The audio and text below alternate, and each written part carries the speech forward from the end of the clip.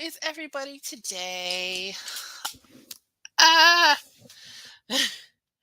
so, um, Presale's not live yet, but it will be. um, I set everything up yesterday, and it says it takes 72 hours. So, it's just going to take a little time, but I will be spamming all of the links. So if you are interested in getting the ebook version of this little beauty right here, hee yay, then when everything has processed, I will have all the links available. In the meantime, what we're gonna I figured we might as well do productivity sprints because I am behind again on so many things. I got distracted. I was out running errands, and I got myself a cheapy little pencil sharpener and some erasers because all of the erasers on my pencils are like nothing right now.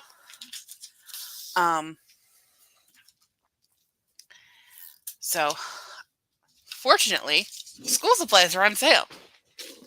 So I got a pencil sharpener and erasers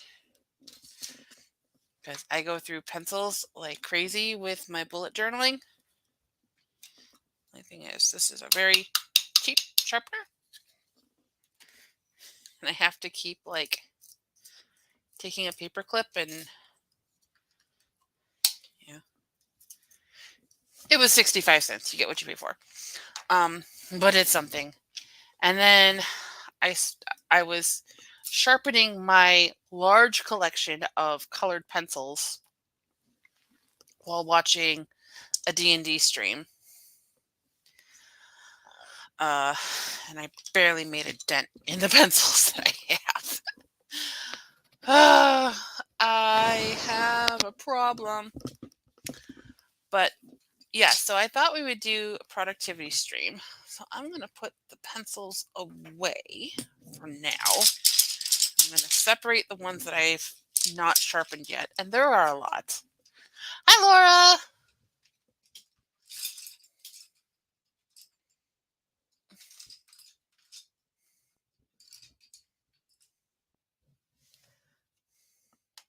Oh, yeah. Hold on. Let me do.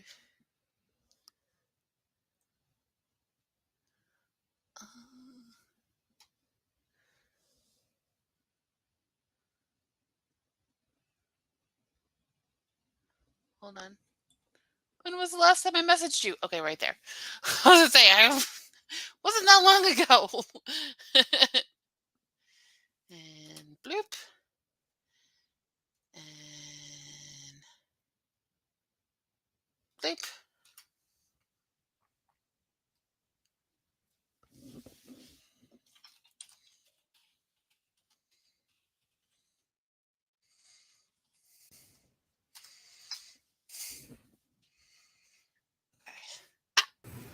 Boop. There was no boop. Aha. Congratulations. Yee, thank you. So it's not fully up yet. Okay. But it will be, I think. I set everything up yesterday. And then it said it takes 72 hours to process. And I'm like, but why though? Oh no. And that's just for the Kindle one because well, It's processed on Ingram for the ebook. The paperback is taking for fucking ever.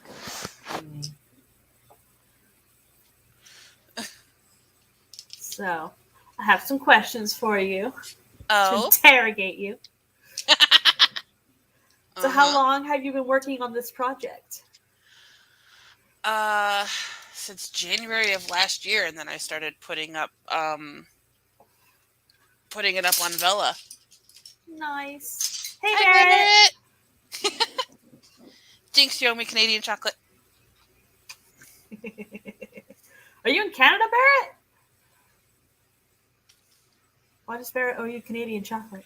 No, you and I said hi, Barrett, at the same time. So I Oh. said, Jinx, you owe me Canadian chocolate Dang instead it! of you owe me a soda. I have chocolate covered digestive biscuits. Love them so much. Yeah. Awesome. You're packing and listening. Do not envy packing.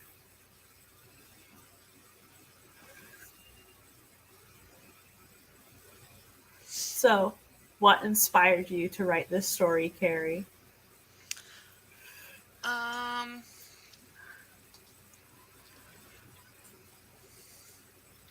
I just started I don't keep up with the blog very well. And if you ever want to get I don't even know if people bother monetizing their blogs anymore, but Right. keeping up with it is kind of important. I should update my blog. When's the last time I posted? It's been months since I've touched my website. My blog is on my website. May 9th. I haven't updated my blog since May 9th. Oh dear. You did better than me. I don't think I've touched it this year.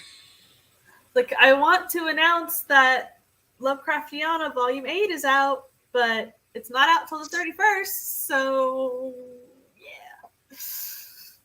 But yeah. So, for those people who don't know, what is your story about? It's basically my blog or journal, and I've been chronicling juggling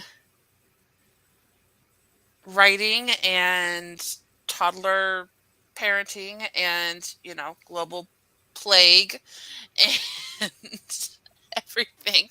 Wait, there's a plague? What? Yeah, you wouldn't think. Surprise. It's not over, people.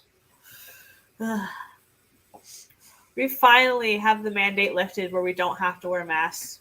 Like, oh gosh. Because I would have to wear it to get out of my apartment, to get out of my building every time. Oh. Just trying to go walk my dog. But yeah. Yeah, people at work keep asking when they're going to lift it there. And I'm like, it's a nursing home. I pissed somebody off when I said they should be doing it in cold and flu season, pandemic or not.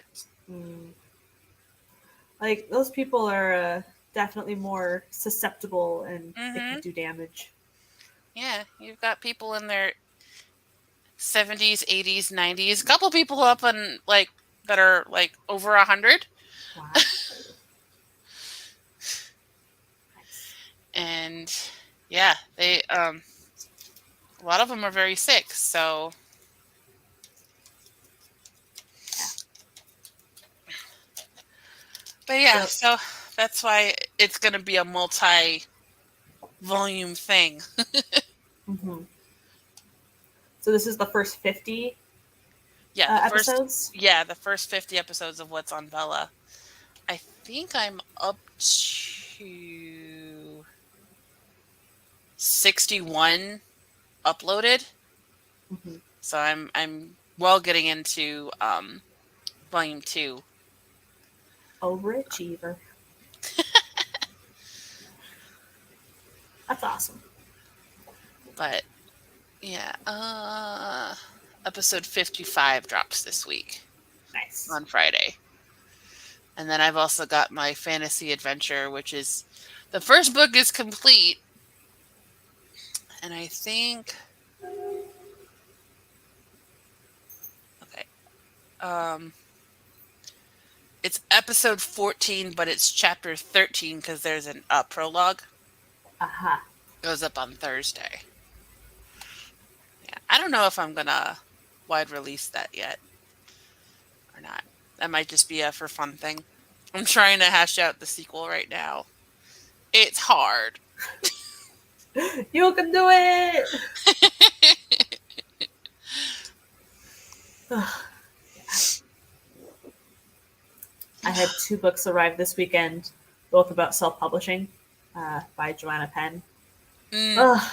It's like, I guess, like I kept going back and forth, like KDP or Ingram Spark, and Joanna Penn is like, do both. So KDP for Amazon, and then Ingram Spark for Wide. So it's like so much to think about. Yeah. Well, I wasn't taking any chances because Ingram will say if you have published with Amazon before, don't pick them as one of your distributors through Ingram. Yes. And I'm like, well, Bella counts as publishing through Amazon, and I have a short story on Kindle, so um yeah, I don't want to get in trouble. Right.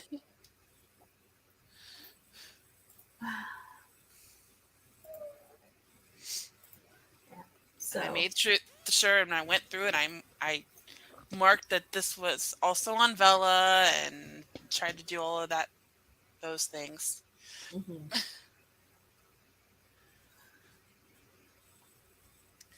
So, can I see your cover again? Credit to Charlie for helping me. Yay! Little dragon. That's awesome.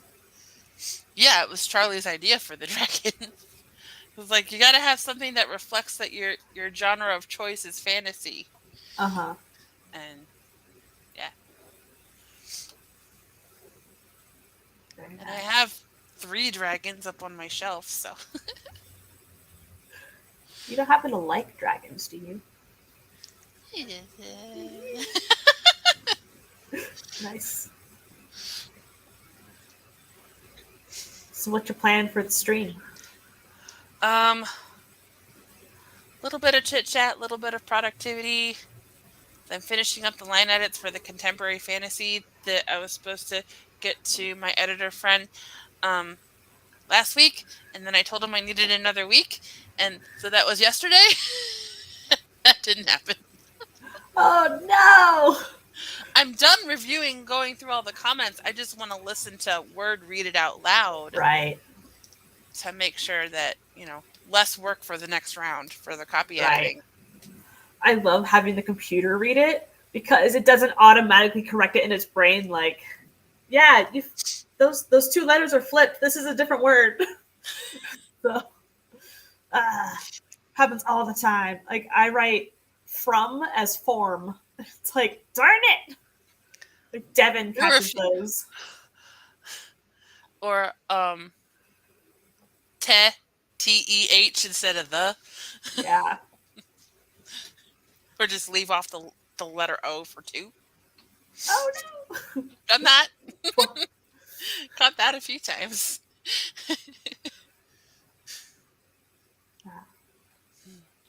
Do you have a favorite typo that you've seen? I don't know. What were some that I couldn't believe was happening? Just a lot of them are just like, really? I did that? Completely leaving out words. Yes. Like, what? What? Fingers. Come on. Catch up to the brain. Yeah, I thought,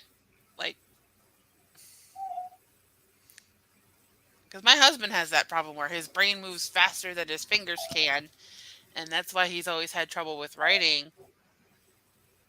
So I have to edit a lot of things that he writes. Uh-huh. Because he gets very repetitive. Uh-huh. And I'm like, he was writing a letter to a collections agency saying that he was going to pay off his debt, but he wanted a printed statement sent to him Mm-hmm. because he likes to record keeping. In like every other sentence, he was saying the name of the company, and I'm like, you don't have to. Right.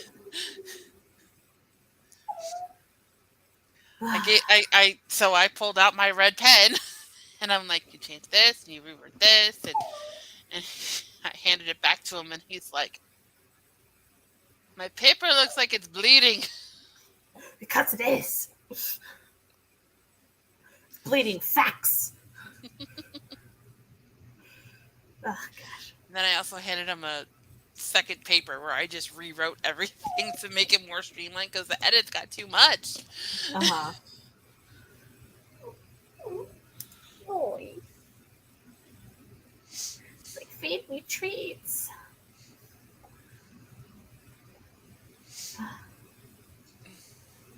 So your book is a blog, basically, right? I'm Or is it like categorizing it. I'm categorizing it as like a memoir. I guess it okay? could be. Um, So did you have to change any names to protect people? I use initials. Ah, smarty pants. Nice. Yeah, my mom has been writing a cozy mystery, but it's about her and her sisters and like some of their exes and stuff.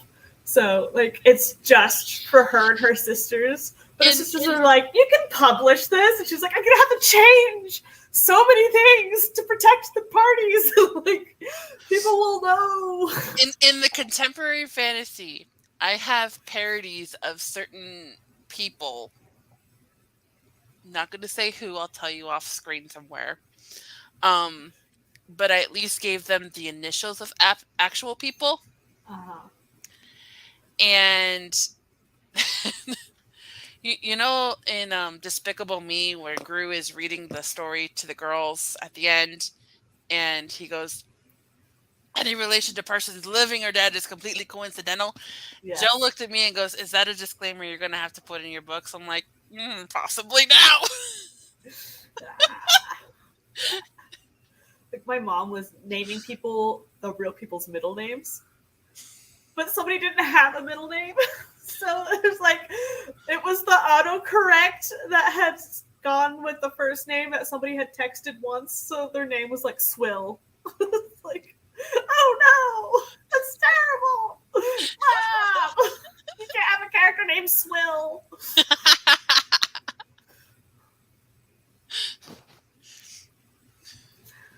Was she writing it on her phone?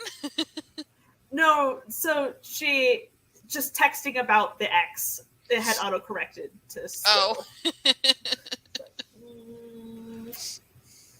Not quite. And so she just took that mistyping and put it in her book as the character's official name.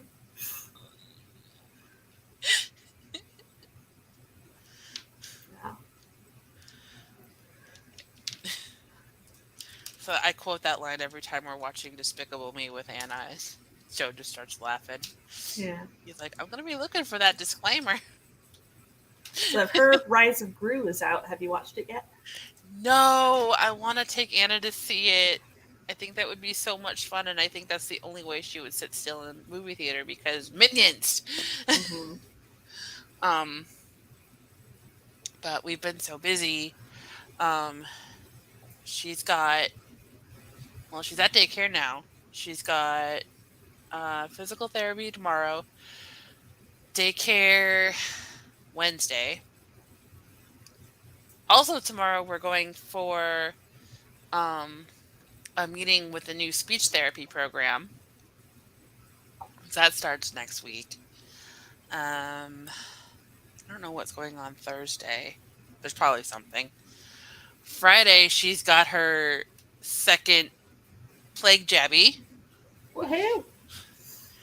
And then we're meeting her new daycare teacher because she's moving into the preschool room, not the toddler room anymore. Ooh. So she starts that next week. Leveling up? Mm-hmm. Well, they were holding her back a little bit because she's not potty trained yet. It's taking forever with this kid because she's so damn stubborn. It shows that she's mine. But the head of the daycare said that with her starting preschool, they wanted her to get used to, being around those kids and having a little more structure in her day. Right. Like, so they're moving her up, and she's like, it's not like she like blows out her pull up or something. My mother-in-law thinks she holds it most of the day, which isn't good, but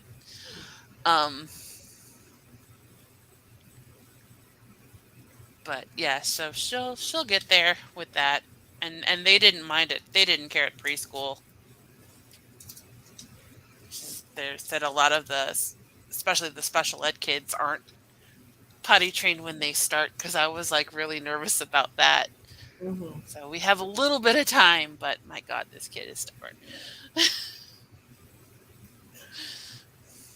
Fun times. And then Saturday and Sunday she'll be recovering from, I don't know. I'll see what kind of side effects she has the next day with the jabby. I got laid flat with mine second one, so I never had any side effects from either of mine. Really? Yeah. Oh. It's like, did they work? Yeah. Like the next day, the next afternoon, I would get like body aches all over, cold chills, and then like somebody just zapped all the energy out of me. I fell asleep watching Coffee Bunny after my booster. Ah. Was it Coffee Bunny or maybe Charlie's? Because they were recording the podcast for a bit on Twitch before Coffee Bunny. Yeah. I think. And at one point, like, I'm sitting here watching, and then all of a sudden, like, and I wake up, and I'm like, and I text Joe, and I'm like, I'm going to bed. You have the kid. Because she was still napping, and he was at work, and he's like, okay. Like, oh.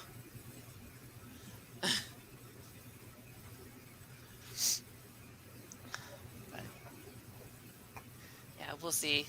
The one that she's getting, it's 3 doses. Yeah, because the little kid one for Pfizer is 3, so we'll see how she does. Mm-hmm. But it'll be in time for when school starts, so that's good. She'll have it over with. So, I have more interrogation questions for you. So, how did you plot out your story, or did you pants it, or how did you go about that? This one? Yes, the Misadventures. I just grabbed a notebook and started writing. Like I was journaling. Mm-hmm. And then I typed it up in Scrivener. And then when Vella became a thing, I was like, ooh! Because I was like, when I got to a certain point, I was going to just release it. Uh-huh. But then Vella became a thing, and I'm like, ooh, I could, like, do it slowly. And then it's also on my Ko-fi because not everybody, with Vella still, I think, not being available outside the U.S. Right. And if people don't want to support Amazon. Yeah. And I just set up tiers on there, too. I think the same thing you did. Yeah, I just set up my tiers, too.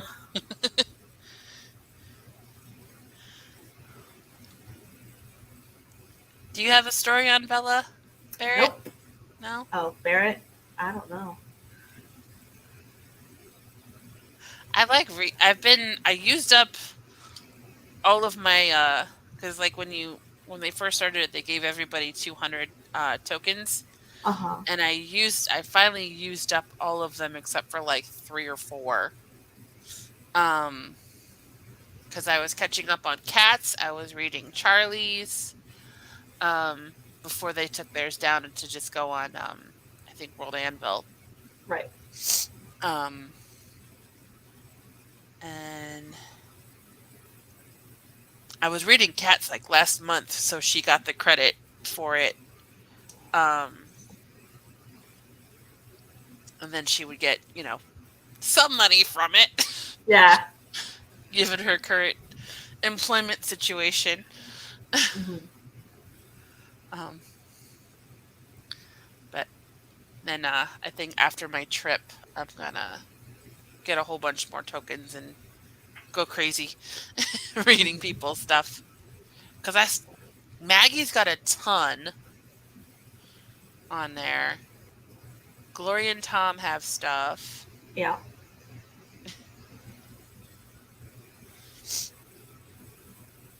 Oh, you're a avid reader. That's good though. Yeah.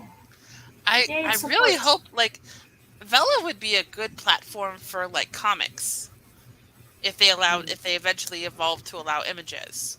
I think. Right. So you could have different issues of comics. Hmm. There are a bunch of comic apps, like web comics. Um, yeah. So, Right, it says Gwenna's is good. Glory's and Maggie's. Yeah, Maggie has a bunch of stories. I think up there. Um. she's prolific. Oh, yeah. Yeah.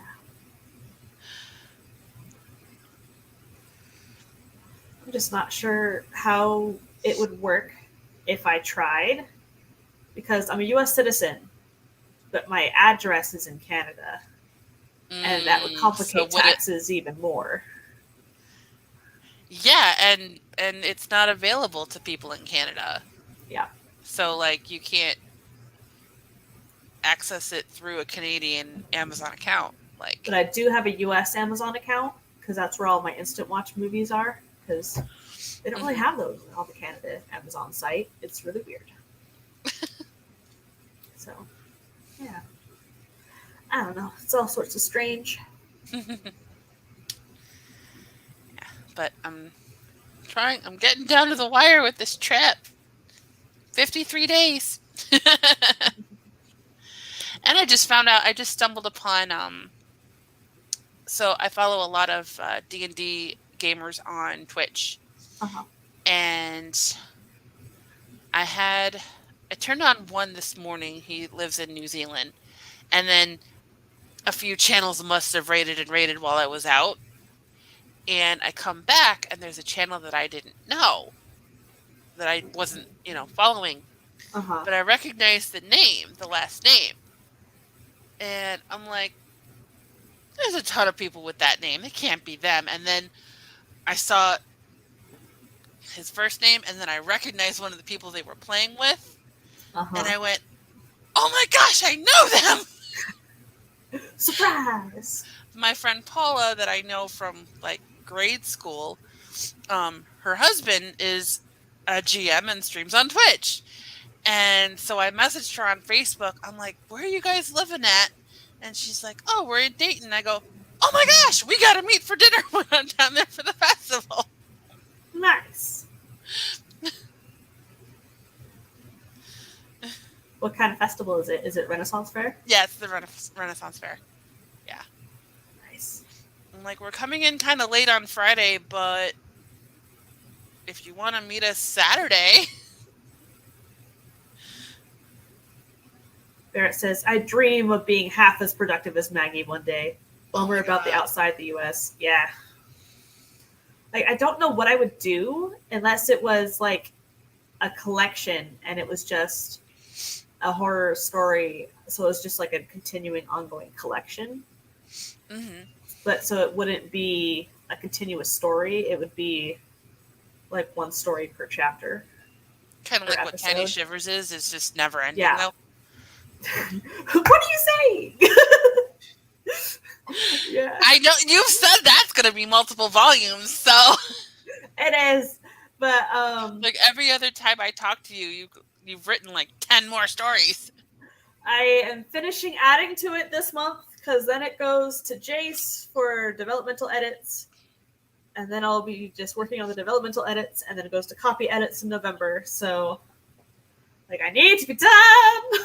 Please. And I have like 5 other stories that I'm halfway through writing, but I'm just going to save those for the next volume. So, yeah. And then you were talking about writing a kids version.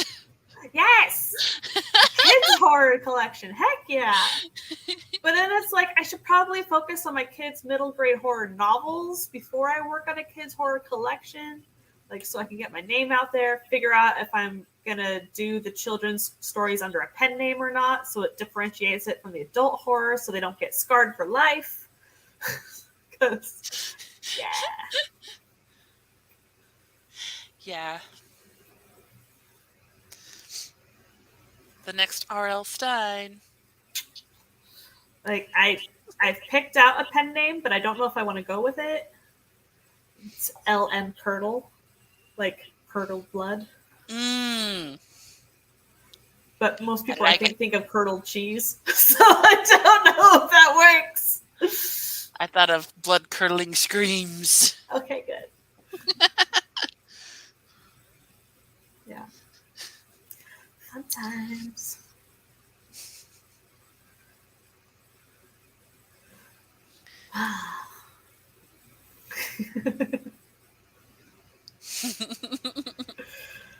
Oh, gosh. So they did the first page critiques during the AuthorTube writing conference this weekend. Mm-hmm. And I had Seeds of Doubt and Cracks of Fear in there. And all 3 of the panelists noped out of my stories before they got to the first page. And it's like, I need to work on this. Like, dang it.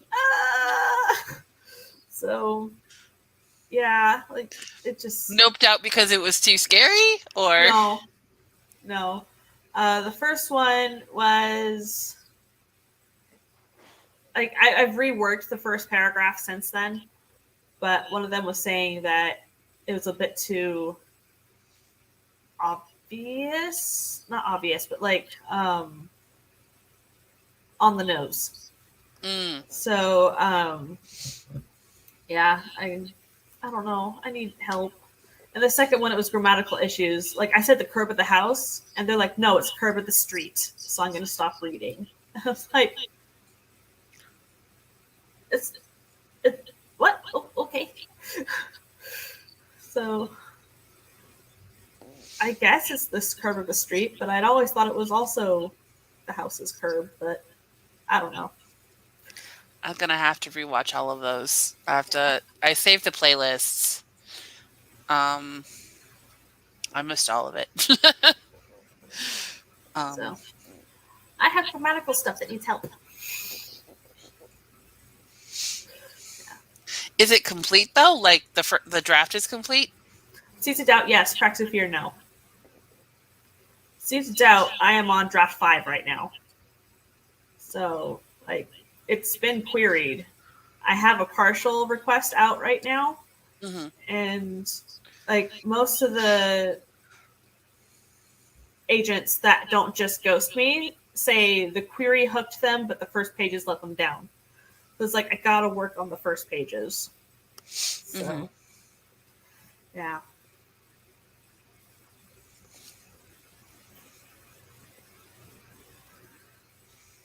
Barrett says when he gets settled, he'll put some extra eyes on it. Thank you. You're amazing, Barrett. Yeah. So it was harsh. But like for my second story, one of the people in chat was like, this is lackluster prose. I was like, I will show you. I'm going to edit this and nobody will ever say that again. So it's like, take it. So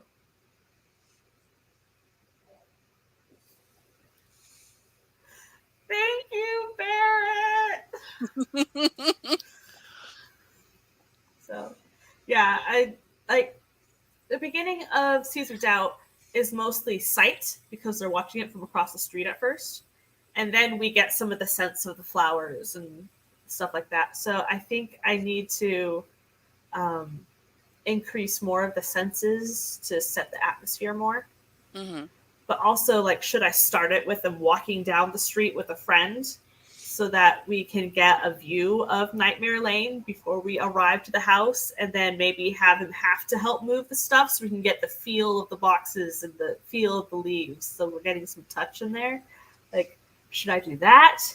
Or I don't know, because I don't want him going in the house yet until later, unless I want to juxtapose how the house is normal, and then later on the house is really creepy.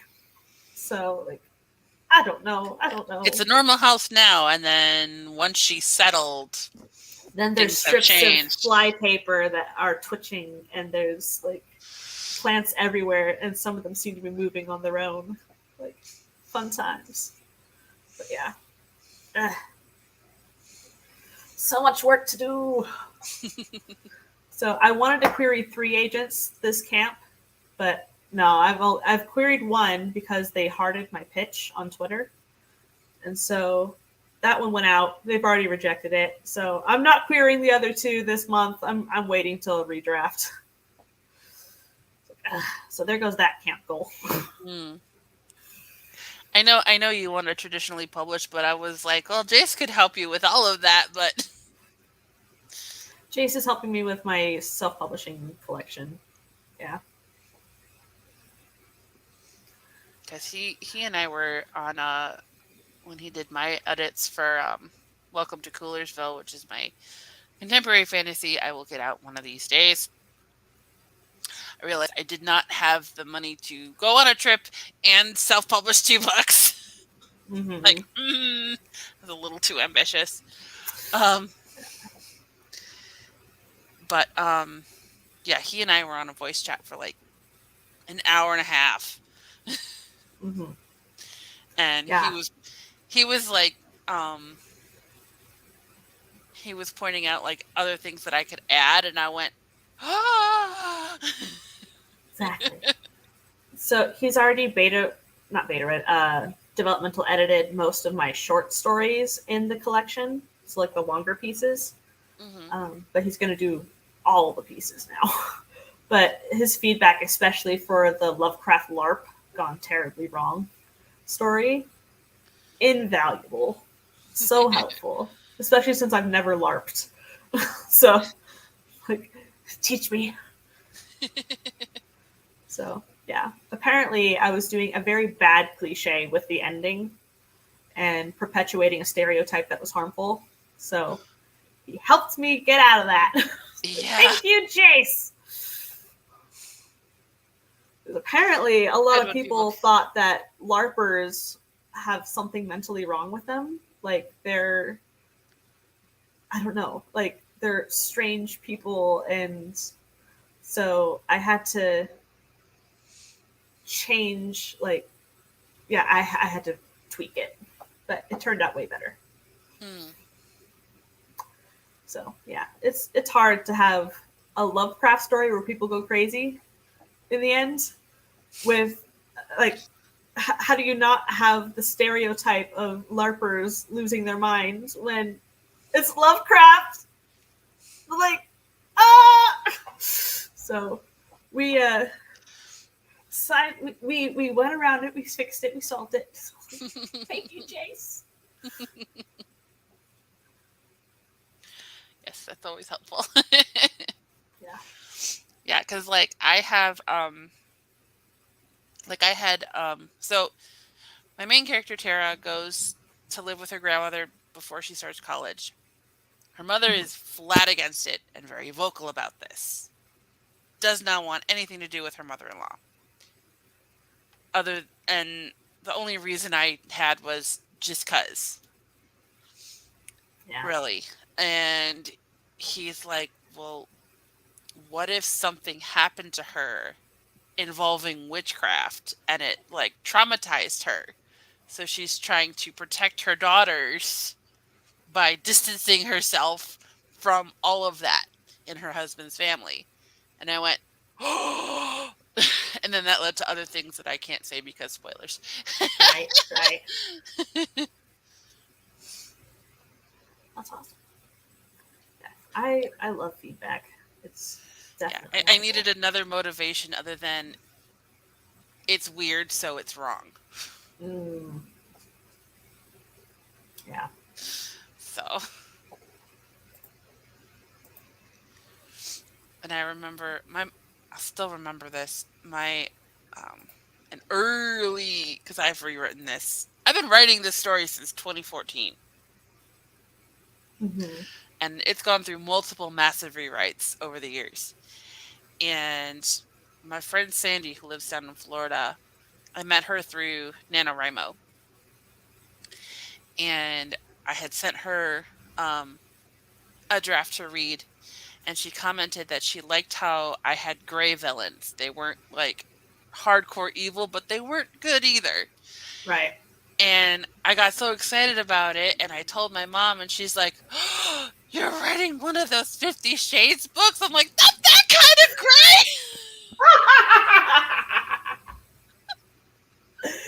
Yes. No. Yes. Do it. No. 50 Shades of Grey villains. And then it'll just be a chapter is a mini story of a different type of gray villain. Their scenes is a lot of fade to black. I'll say that, Uh-huh. Uh-huh. especially in later books. But Nice. I'll just say my inspiration for them is Spike and Drusilla. From Angel or Buffy? Mm-hmm. Yeah. Okay. I still need to watch those. Lots of dysfunction, lots of bow chicka wow wow, but like I said, fade to black.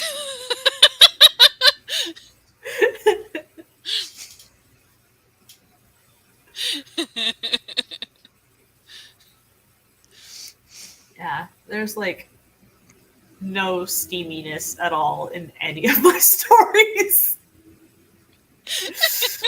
Like, Yeah, there's a lot of hints of steaminess in at least with the villains so far. uh-huh. Okay, there is a romance in my collection, but it's a gothic romance. So it's the type where it's Victorian England and they have to be introduced to each other. And he goes missing on her wedding night. And so their wedding night is her trying to chase down after him through the graveyards. And he's grave robbing. And like, yeah. Bear says my story has a steam factor of -5. Nice. Well, you write middle grade, so yeah. Good on you, Barrett.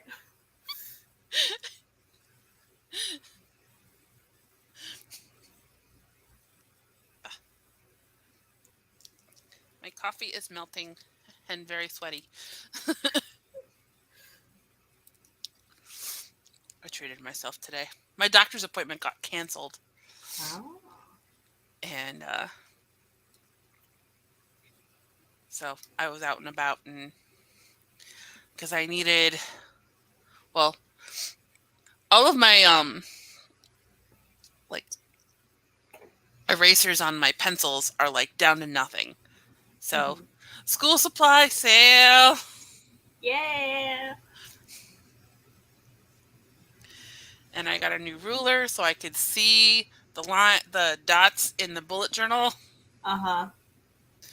Yeah, mine's see-through too. And I had just enough to get myself a coffee from Dunkin'.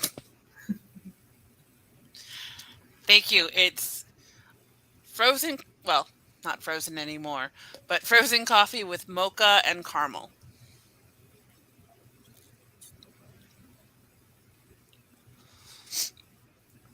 I used to get mocha and coconut, but they only have unsweetened coconut, and the fake sugar gives me a headache. I hate fake sugar. I can taste the difference, and I just hate that aftertaste. Mm. And then in the summertime, I don't know if they've had it recently. Usually in the summertime, they have coconut cream, which is sweetened, but that makes it too sweet. You're hard to please.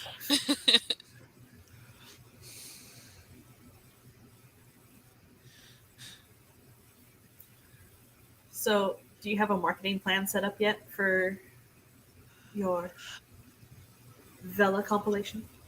Right now, no.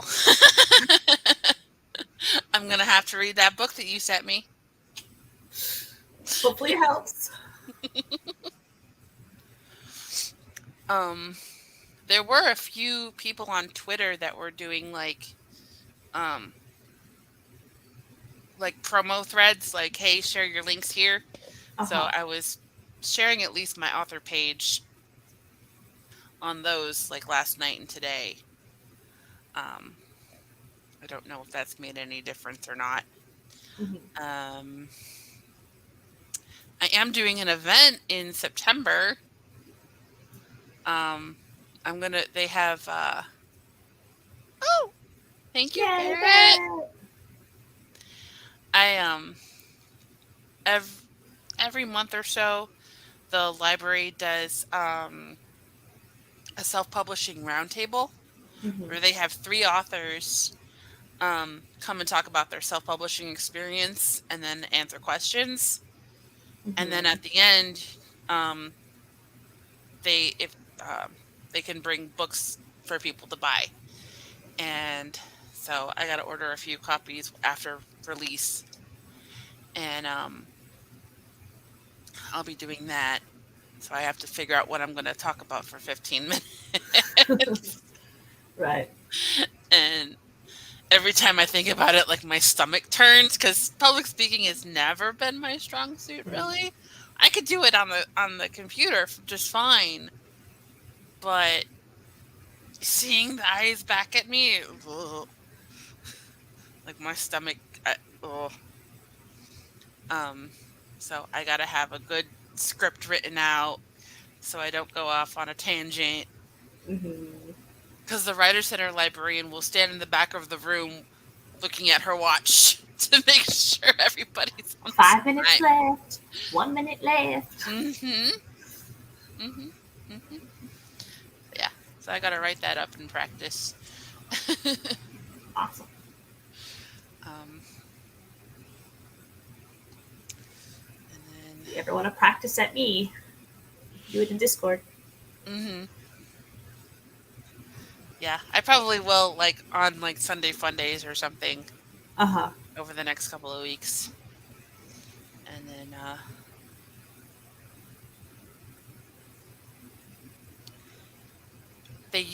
and then um there's usually in like October an indie author conference with the library, Uh-huh. but the librarian said with COVID they don't want to plan a big event and then numbers spike and they have to cancel it. Yeah. So they're just not going to do it for a while. So sad. Hmm. Like I was looking forward to that one. Our library had some awesome events, like where people would sell their books. Like, so it was a bunch of authors, but they'd also have like big name authors come in and do book signings. So I met Junji Ito and got him to sign my book. Um, he's my favorite horror manga artist. Mm. Um, and then they had the guy who created Invader Zim was there. Neil So Gaiman was in Cleveland in May. I wanted to go see him. He was actually down at in the theater district, but the Writer Center was like sponsoring the event, I uh-huh. guess. Um, because the library Facebook page had the a, him with like some of the librarians from that one branch that has the Writer Center, and I recognize Lori in the picture, and I'm like, oh my god, I'm so jealous. Nice. um, Like our bookstore up here would have book signings as well for releases. So I met um, the guy who wrote Red Rising, Pierce Brown. Yeah. Mm. So that was cool. I miss events like that. Like, Joe wouldn't what? let me go into any bookstores when we were in Toronto. The audacity. I But yeah. know. Oh, gosh. Like, um, I'm like, it's not like we're flying. We don't have a weight limit. my favorite book events, though, were the midnight releases of the Harry Potter books growing up. Oh my gosh. Like, Barnes & Noble would go all out. They'd have face painters. They'd have Bertie Bott's beans tasting. Like, it was all out. It was so fun. People I would never dress went up to in the midnight capes. book releases. I went to a couple of midnight movie releases. I did both because I'm a nerd. Well, I didn't really get into Harry Potter until the movie started coming out. Mm-hmm. And my sister got the first movie on DVD, and we were watching it. And as he's going down um into the chamber to confront Voldemort, Yeah. she turns it off. And I'm like, "What are you doing?" She goes, "You're not allowed to watch it until you read the book." Like, Yes. ah! Yes. You're evil. Oh my gosh. So my friends and I, we were watching Lord of the Rings, and one of my friend's little sister had never read them or seen them. So this was her first time. And when Aragorn falls off the cliff with the warg rider, she's like, "He's dead? He died? What?" And we're like, "Yeah, poor Aragorn." Like, oh, it was so much fun messing with her. Never seen or read. My sister had the extended version of the first Yes. Lord of the Rings movie, and I fell asleep. I do extended Lord of the Rings marathons. I think we were a half hour in, and I had fallen asleep. I love them so much. I want to watch them. I want to read the books. We also had the video games. We were big into Lord of the Rings back home. Like Sunday after church, what are we gonna do? Let's do an extended marathon. Yes. I've rented the Harry Potter Lego games. Yes.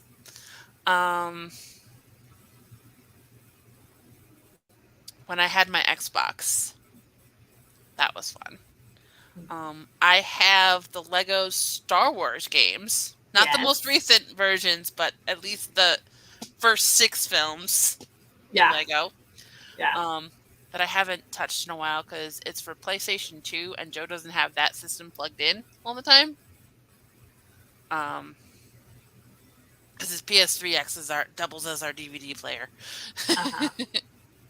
Yeah, we had a PS2 as our first video game console. Like, my parents wouldn't let us have Game Boys or anything. And then my mom was finally like, "I guess you guys will be ostracized if you can't have friends over to play games." So we got a PS2, and then we got a Wii, and that's all we've ever had. Wii's were fun. Yeah. I've had... Joe still has his NES. It doesn't work. It's a display piece in the living room. So we tried it when he found it, and we'd play Super Mario Brothers for like 5 minutes, and then it would start blinking, Mm-hmm. and I'm like, and later we read up on it, and like this actually does more damage to the games than good, but we always thought that was how it fixed it. But you take out the cartridge, and you're blowing in the cartridge. Yeah. So we do at our cousin's house with their Nintendo 64. I had an N64 too. We didn't have a new system. We had the NES until we got a used N64 for like $30. and we got, and I will still say that that is the best version of Mario Kart. Mm. But I haven't played anything more recent than the Wii, so um and we had Conker's Bad Fur Day. I don't know that one. Um let's just say I had to buy it. My sister was under 17. It was a rated M game. It's about this, the main character is a squirrel, Okay. and he goes through all of these like crazy adventures and battles monsters, and there's lots of violence and profanity and a giant poop monster. Oh dear. We've never beaten it. Um, and I think we also had um, we had a James Bond game. GoldenEye, maybe? I think we I had, think that's the one I've heard of. yeah, we had that game. And we rented a lot too. And then we got the Xbox, and that's when I got the two Buffy video games that came Oh. out. Um, one I never beat. Another I got a walkthrough book Aha. to help me beat it. Um, and I want to try and find those games again on like maybe like a PlayStation version. Mm-hmm. Um,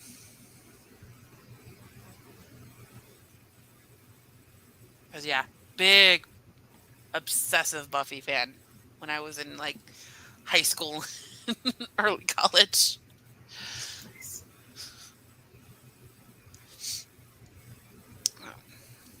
I have the first 3 seasons on DVD. Did they ever make an Invader Zim game? I don't know. I don't know either. I'd be interested.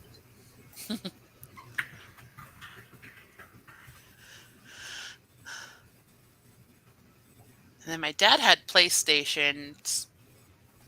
He liked to play like Call of Duty Mm-hmm. and like those kind of first person shooters. But when he got the I think he got the PS3, um, and he wanted he wanted a full like game setup. So he got a surround sound system. And the way he had arranged the speakers, my bedroom at the time was in the basement. The subwoofer was above my head. And so if he was like, there was a couple times he had to have knee surgery and stuff, and he was off work. So he would sit there and play video games all day. Mm-hmm. And I would wake up to the sound of explosions. Right. Because he wanted to make the most of his surround sound, and he was deaf. The man needed a hearing aid for so many years. He was in such denial. So I'd come upstairs, and I'd come upstairs, and you'd come through the kitchen and into the living room, and I'd be standing there for a couple minutes just watching him play, and he'd look up and Jesus. Like, you're light on your feet. And I'm like, no, you're just deaf. Sometimes. Also, turn the volume down. They can hear you outside. Yeah. Well, I've got to go back to work. My lunch break is over, unfortunately. But congratulations. You're amazing. It comes out August 9th. Yes. 9th. Awesome sauce. I know definitely through Amazon. I don't know, see what England does. I want it to be wide. Yeah. Ingram is taking forever. Cool. Well, I'll see you around. And congratulations. Thank you. Bye. Bye.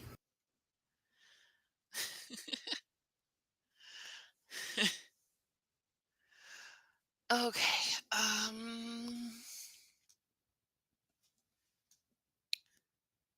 heck is somebody calling me from Cincinnati? I don't know you. Go away. Okay. Well, that was fun. I'm going to pull up my Word doc.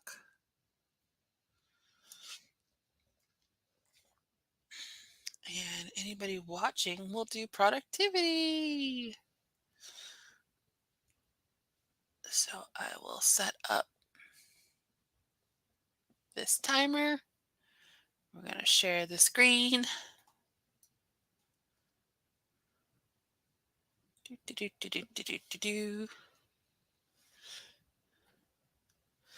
And we're going to do a dice roll to see how many minutes it is, because that actually has been very effective. So this is my sparkly pink and green, well, pink and blue unicorn dice that I actually won in a giveaway. Let's see if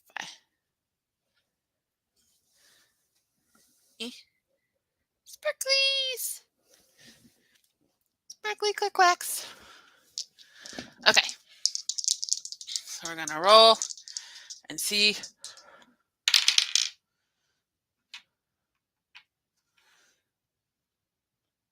So I rolled a D10 and a D20, so nothing's over 30 minutes.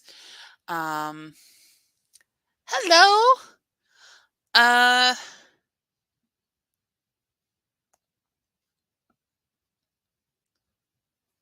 We've been going for about an hour. But it's fine.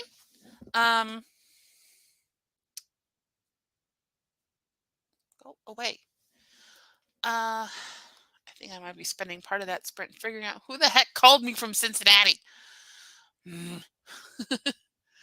Okay, we were just about to do some productivity sprints. I just rolled some dice and we've got 11 minutes pulled up.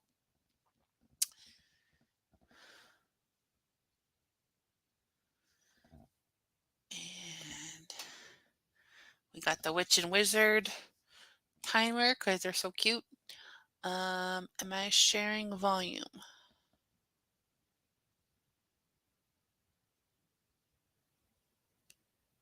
Wait, let's try this again.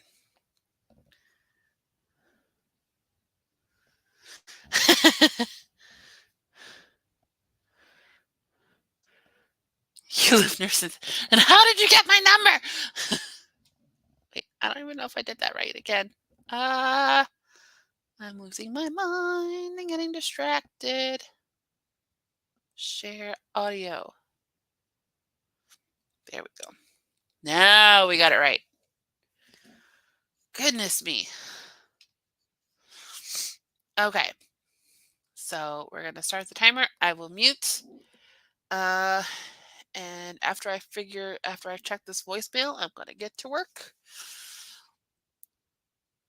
So in 3, 2, 1, go!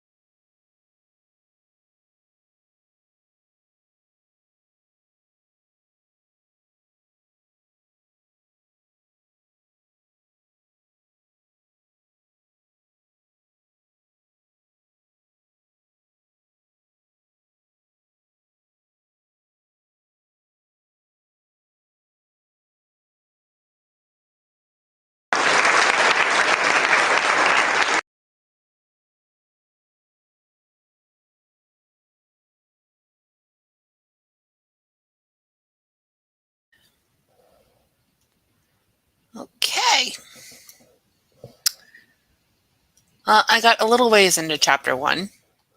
I had to sign back into my Microsoft account, but I got a few paragraphs in.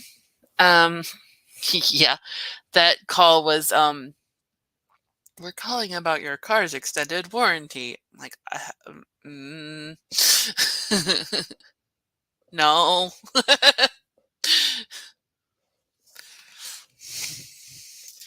I drive a Kia. They have very good warranties on their vehicles. My coffee is separating.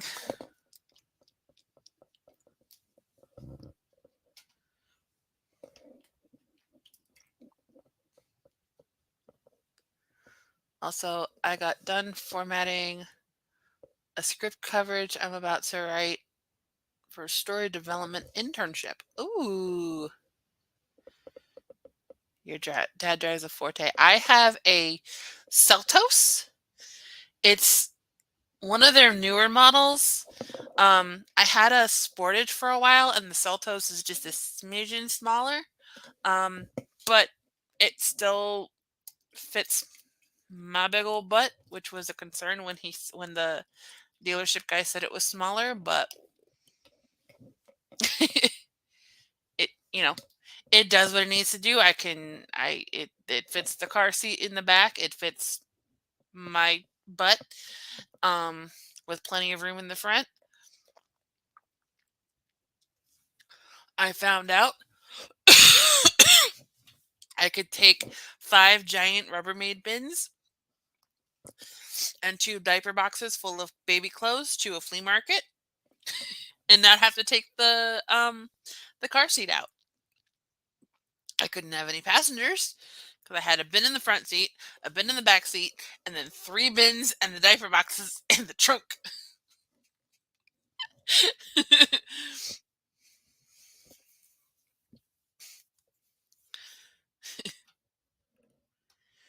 Right? And took it down to a flea market that's like 45 minutes south of here, all to make $6. So I made back the table rental fee. I called my husband on the way home and he's like, "So how'd you do?" I'm like, "I'm down $12." All right. Let's see what the dice say. Eh. And since since I'm not sharing my screen, I can show off the sparklies.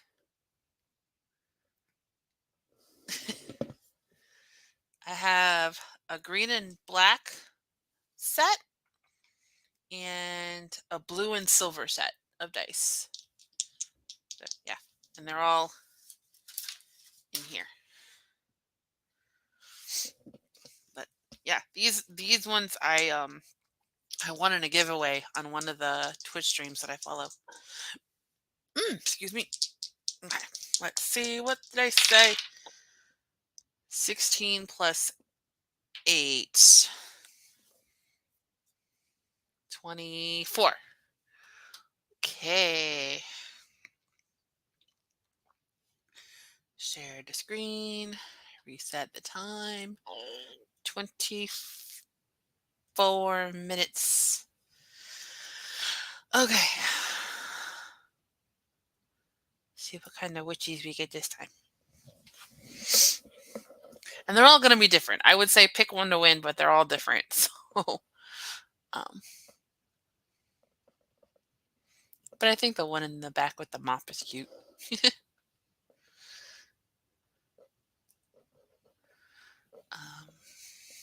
Okay. So I should be able to get. I'm hoping I can get into chapter 2 by the time in this amount of time. So, yeah, let's just keep going. I'll put up the productivity banner again.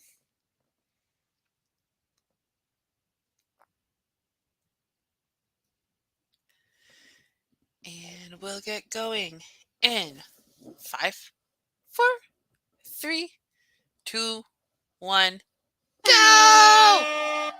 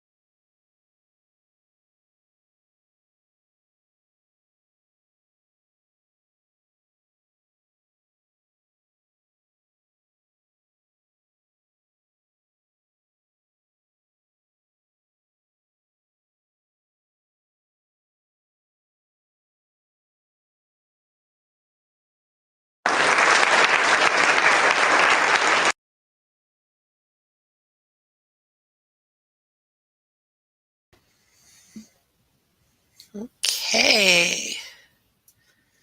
How did everybody do? Hello, Aphrodite. Thank you for popping in. I reached chapter 2. I got like a paragraph in before the time was up.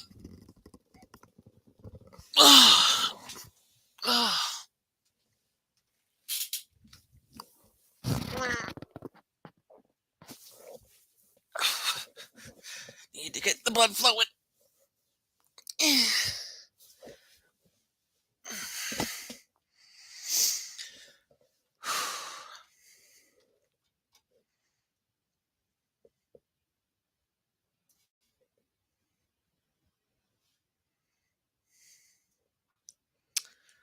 Dun, dun, dun, dun, dun, dun. Yay, chapter 2. Yeah, I had there were like extra words and sentences. Commas were missing. Run on sentences galore. Like, oh my gosh.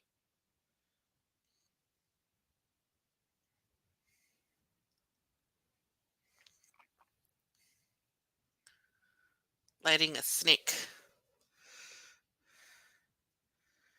You're lighting a snack? Danger Noodle. Who's messaging me?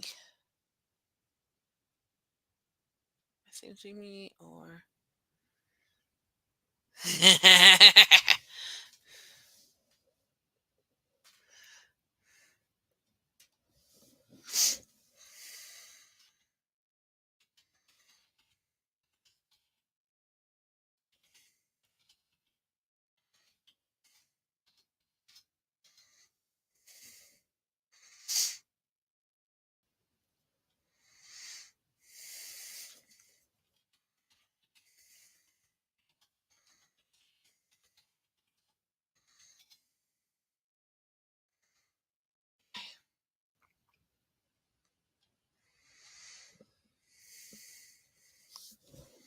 Maybe somebody will be joining us. I don't know.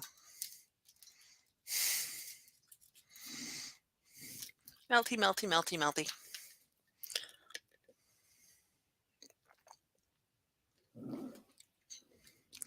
That's the one thing about these drinks, that all the flavoring and stuff separates.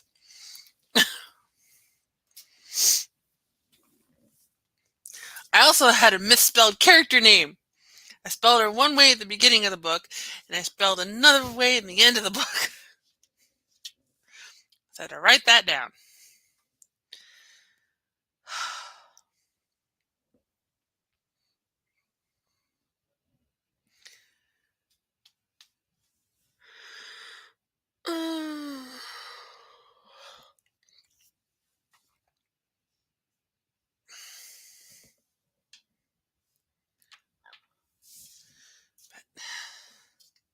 I think I might play in my journals for a bit.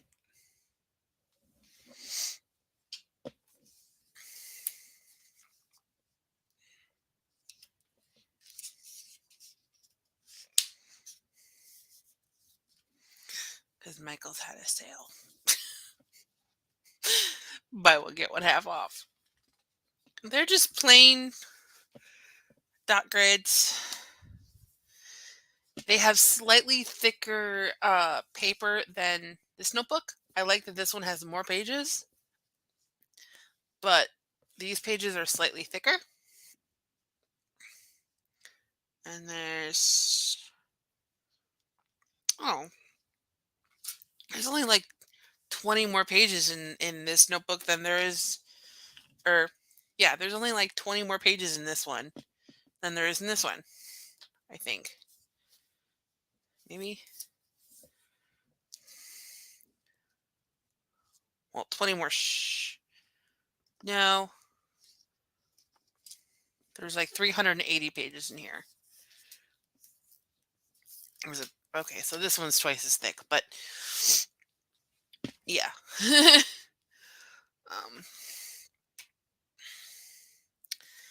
But I think I'm going to make this one my like Run Fair journal. So And it just so happens I printed off pictures from last year so I can show like the evolution of my costumes. Let me find the one. Did I not print that off? Like, it's taking me forever to find it. Do I not have any of this? Huh? I don't have the pictures of me just standing there. You don't get to see my whole dress. Why did I not print those off?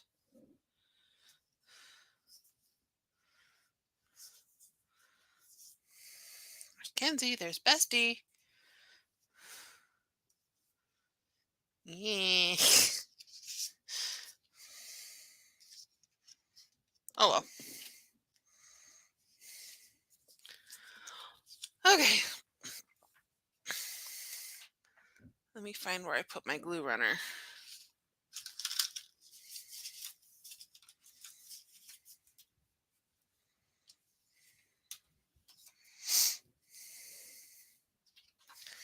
Using the glue runner is a lot better than like glue.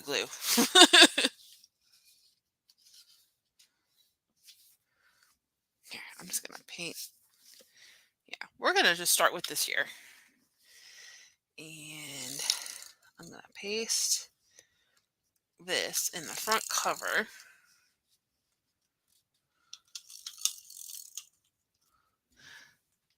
I got these a while ago and I just found them again and they're so nice. These glue runners are like the best. A lot better than the like glue stick I was using. Not as messy. Let me find the middle. There we go. And we'll write.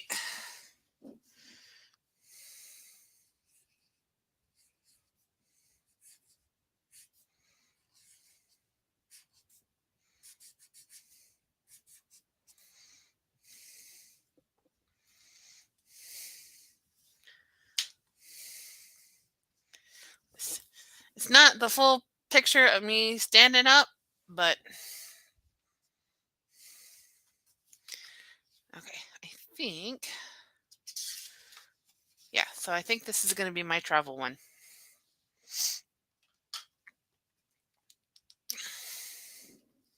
At least for Renaissance fairs.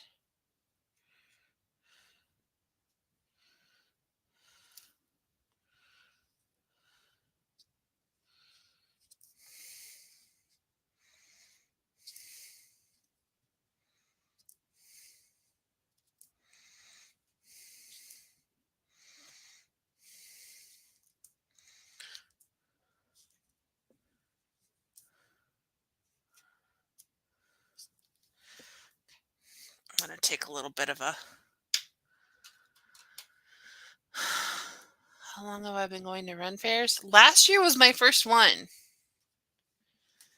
And I became hooked.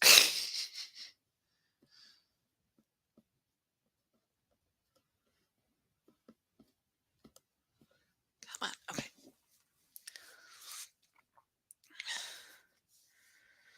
So, I haven't been able to convince Joe to go with me yet. He's like, that's, your thing.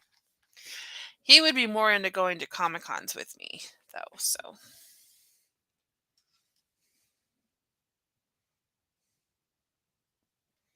Wow. I really sharpened that to a killer point. You could stab somebody with this. Aches. All right, let's get the next timer. What do the dice say that it should be? I rolled a 6 and a 3.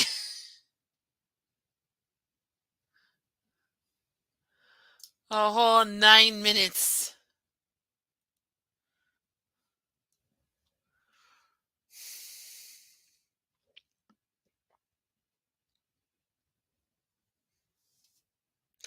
Look at all the green. Okay. All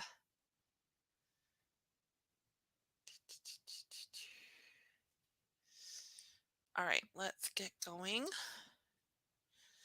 On this sprint in 5, 4, 3, 2, 1, go!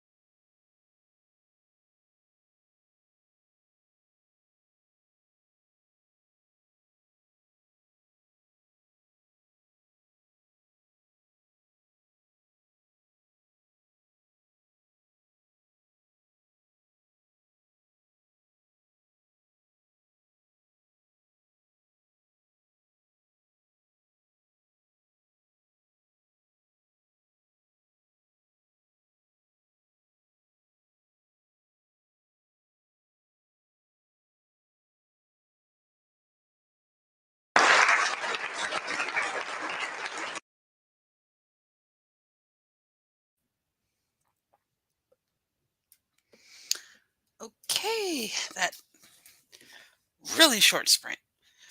Hi, Charlie. I couldn't find the tab. It's like, I know it's here somewhere. Where did I leave you? So we traded a Laura for a Charlie. Not a fair trade. This is not a fair trade at all.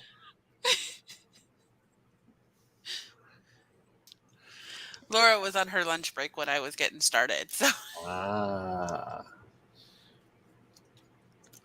I'm on my thank God the air conditioning's working again break.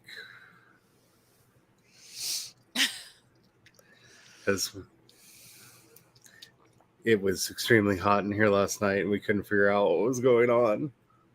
And then this morning, Brian realized that the battery died in the thermostat overnight.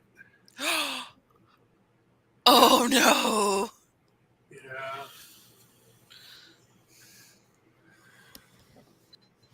So both of us got all the sleep. All of it.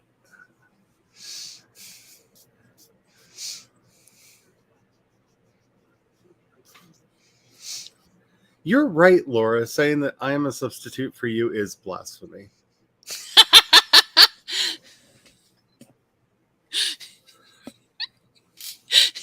I wholeheartedly agree.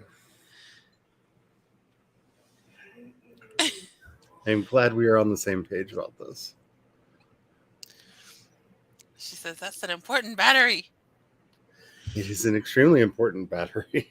And I thought we had changed it more recently than we had. So it's finally starting to cool off in here. At least now I know why it's been so hot in the house. Because when its battery dies, it kind of browns out periodically. But every time I thought to myself, I think the battery's dead, I would go back there and it would just kick back on. So it was always working every time I went back there and checked. So Sneaky. 36 hours train ride.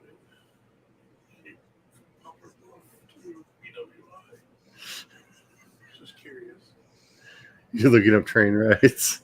I ended up down it's ADHD day apparently. It is definitely ADHD day.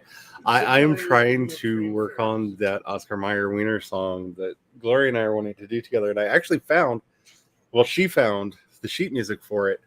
The problem is it doesn't seem to make sense because if you play it at the tempo at which and in the meter that it says that it is supposed to be played at, the song would actually sound something more like, "Oh, I wish I were an Oscar Mayer Wiener because everybody would have done it with me."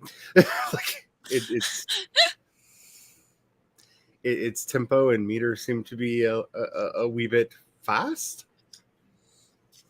just a wee bit fast.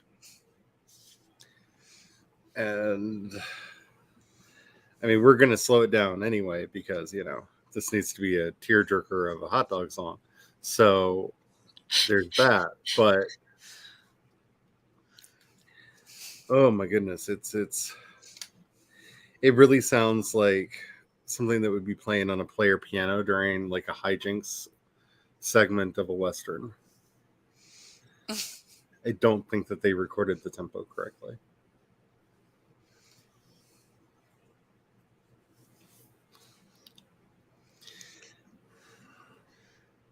It's faster than the piano and the Nikki French Total Eclipse of the Heart, and that's just wrong.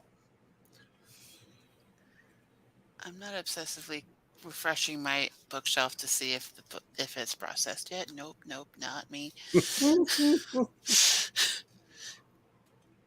only been 24 hours though, so is that it takes up to 72 to process.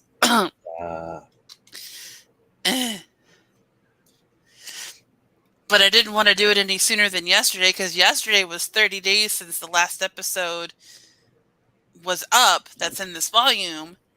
And I don't know how nitpicky they are. Yeah. Sneck is on the render farm. Woohoo! It's like $750 for a room.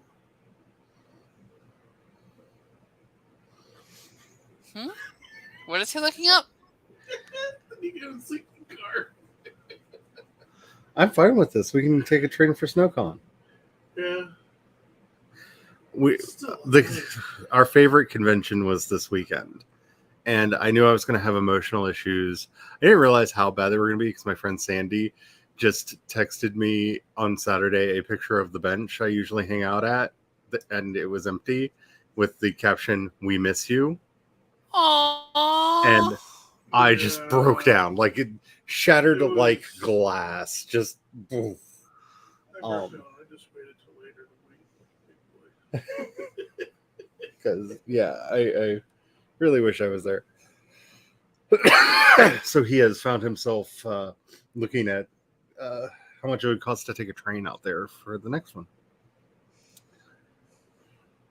I feel like in a training room that we'd be in our own little pod. We'd have to be around other people. I kind of like the idea of doing a train because I know we talked about before. Yeah, if we can get a train to BWI, there's a metro that goes from Yeah. BWI to the mall that was the idea. Is it goes up to the across the street mall, and if, from the hotel, and then there's a shuttle van from the hotel to the metro station. yeah, So so we have transportation covered. we just you wouldn't be able to do any of your weird shopping things without bumming a ride with somebody. I'm pretty sure farting around would be really easy. Pretty sure we dragged along on some of those. Yeah, and then if the folks would come out to BWI and pick us up if they wanted to do stuff or drop us off. That'd be the catch on that one.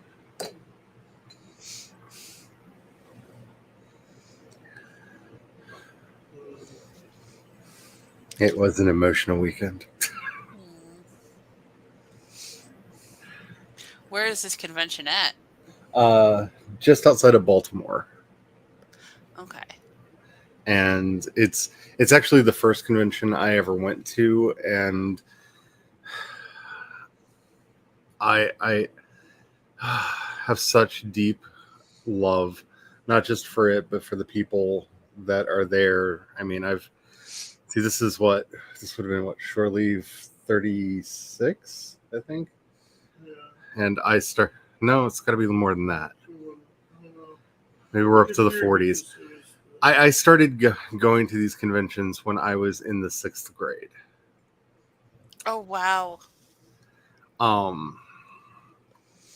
But just for the context. oh, yeah, I'm supposed to call And there are I have friends that I have made there from all over the country and all over the world that all come to this convention every year, and it's just a very special con because it's a fan run convention, which if you are ever interested in going to conventions, I know the Comic-Cons get all of the hype. press, but one, Comic-Con is a brand. It is not actually an institution.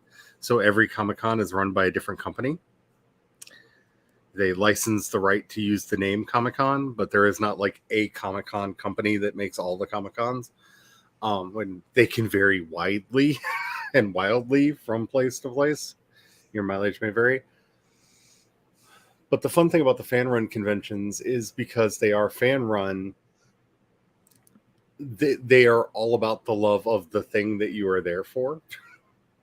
Mm-hmm. And yes, they will have the celebrities and stuff like that, but that's like a portion of what you're there for. You're really there for the parties and the hangouts and the panels and stuff, because there's nothing more fun than a fan panel, because you never know what the topics are going to be, and whatever the topics are, generally the people that are doing them are obscenely passionate about whatever the topic is.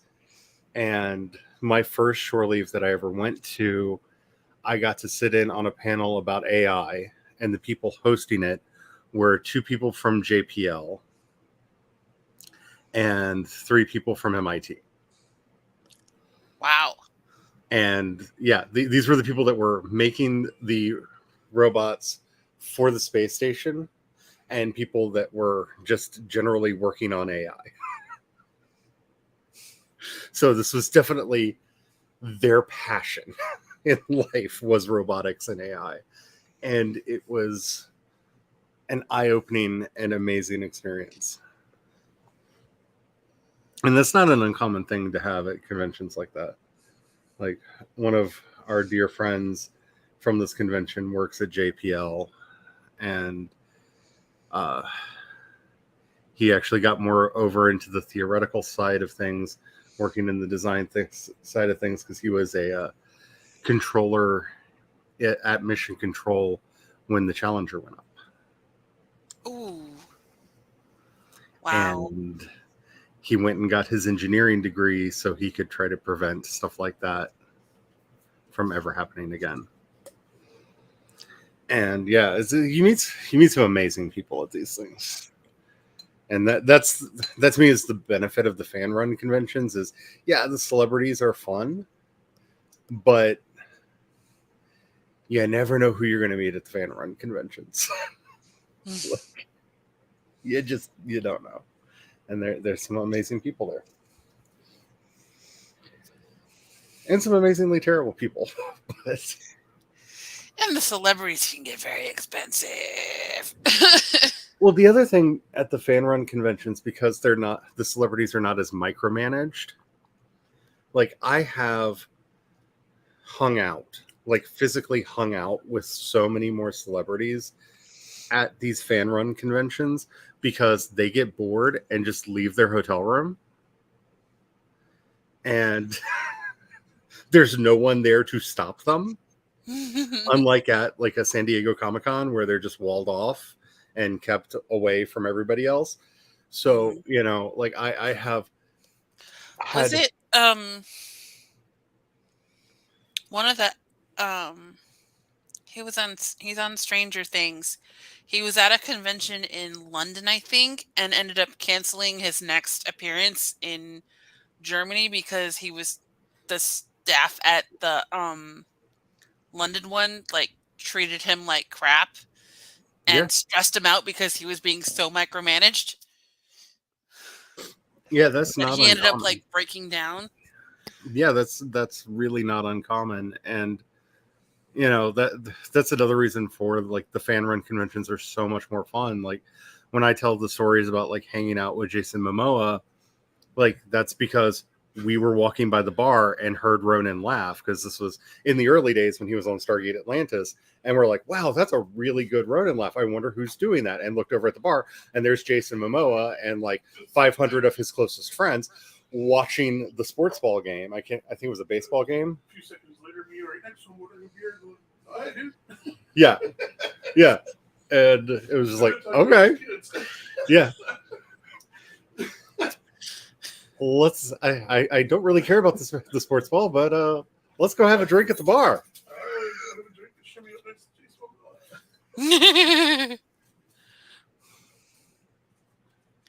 And that, yep, and that's something that just won't happen. I would have turned into a blubbering, like babbling, forgetting how to speak, starstruck.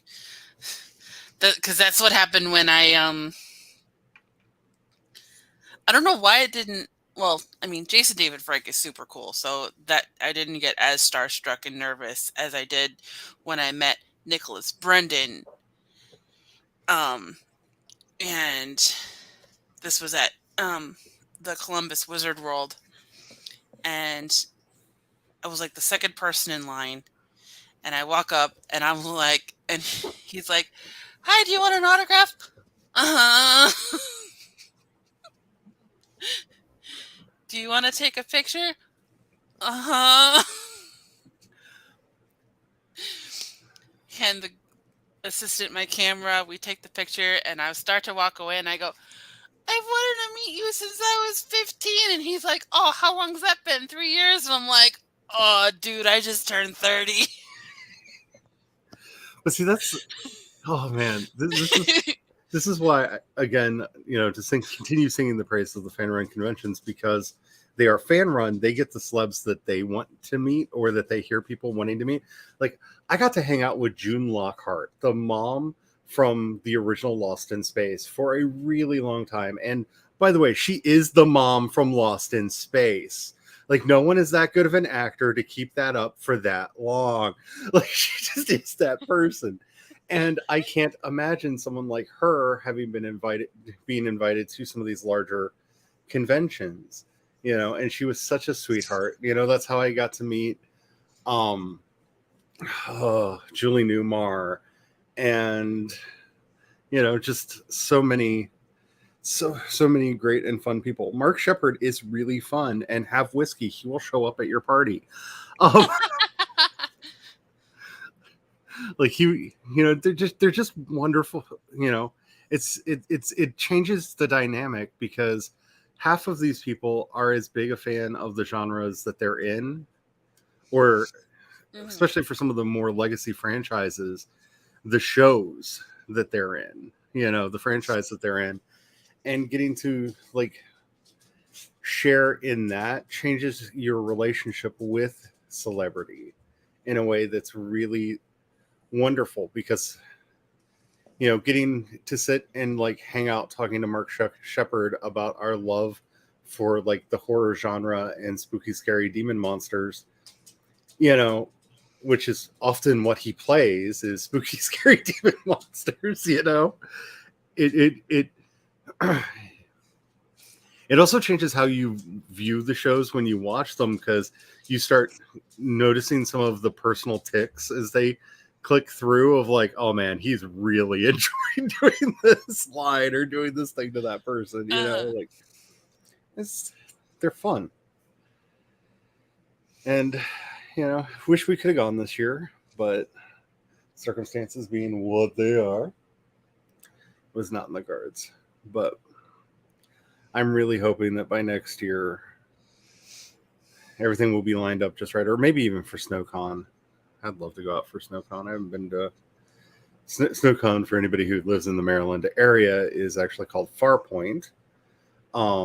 It's another great convention. It got the nickname SnowCon because twice it has been blizzarded in and became a week-long convention.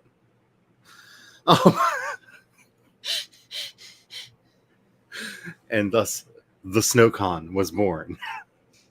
That's like, there was a football game here a few years ago. My sister and my mom and dad went with, I think, some of my sister's friends.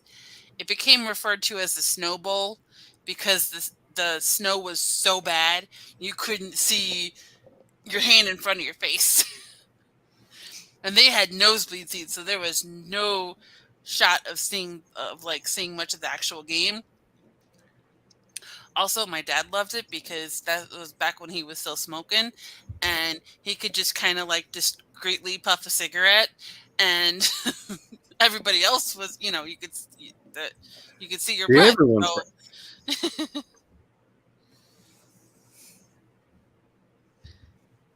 It's like, what? They could see my breath, so prove I'm smoking.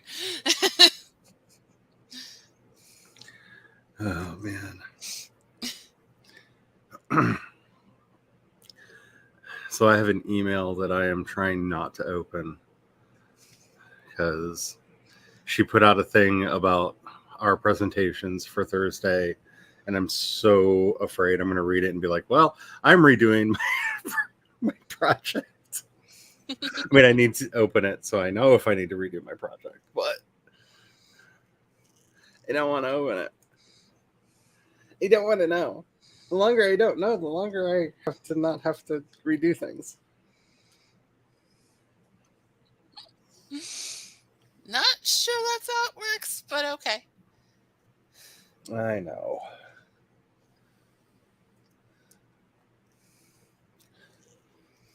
But given my current state of mind, it's fine.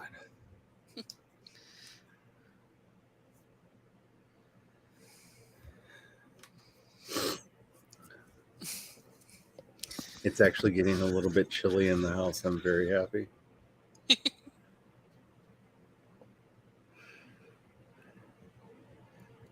You have no idea. It's been so hot in here, and I was really like, I almost, well, not almost, I did contemplate canceling the Wednesday stream because it's just like, it's supposed to be like 115 again on Wednesday. And the last Ugh. couple of days have been so uncomfortable to do anything because it's just been so hot in here. And I'm hoping that that's just been because the AC wasn't functioning on well. And this Wednesday will be better.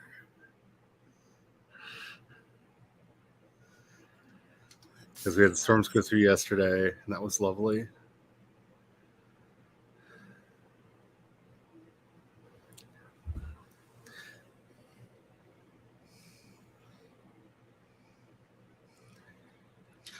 Hmm. I'm supposed to go out to Bestie's on Wednesday, and it's calling for a chance of thunderstorms in the afternoon, but it's going to be 90. I might bring my bathing suit. We can play with makeup and then go swimming.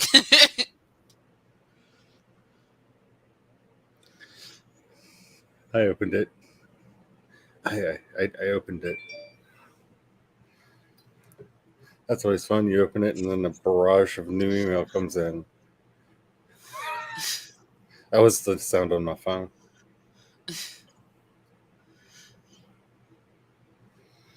Ooh. 80 today. It's going to be 89 tomorrow. 90 on Wednesday.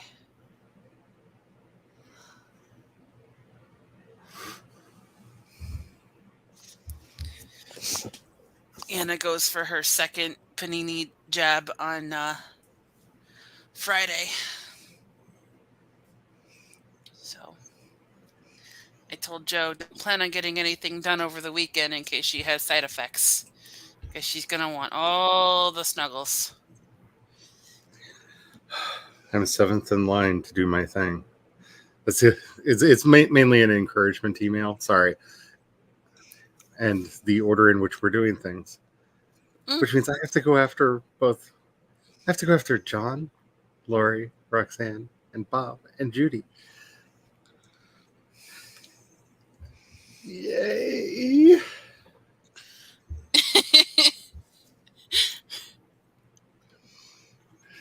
Hey, we're just going to put all the people in class that you admire, with the exception of Patricia, who's not going before you.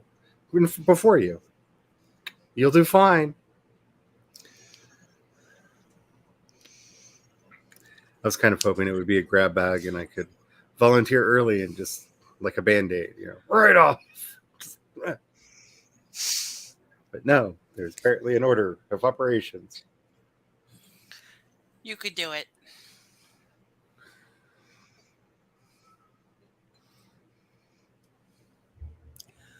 I know, it will be fine. It's just... I know, nerves.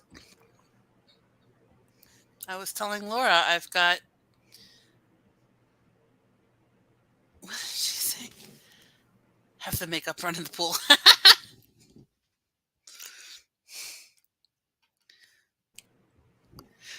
But I was telling Laura I'm doing an event at the library in September, and I have to talk for 15 minutes. So maybe during one of the game nights, after I figure out what I'm going to write up, I'll be like, hey, can I practice?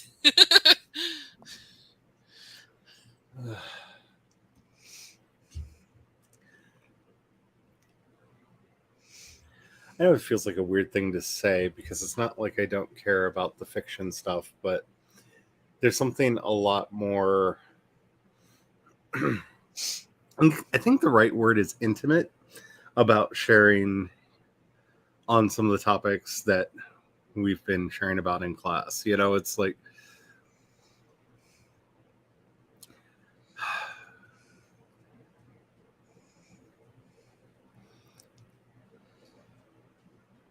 It's almost like it it's very cliche to say it's like burying your soul because it is like a religion class, but like it really is like it's much more vulnerable to be like, here's something that I truly, absolutely 100% love, believe, and am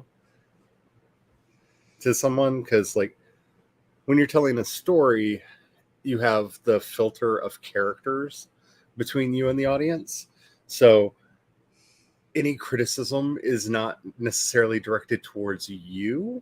You know what I'm saying? Because you can always justify it. Well, they didn't like the setting. They didn't like the characters. I didn't get the wording exactly right. You know, there's a lot of buffer you can build in fiction.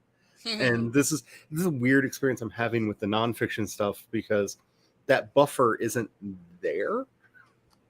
It's, you know, hi, this is me. Don't throw stones.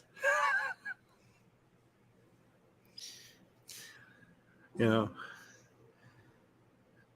and I probably would not be as nervous as I am about all this if it wasn't for some of my experiences in the Catholic Church. So it's fun when you have to sit and prove that you're not demon possessed. It's fun.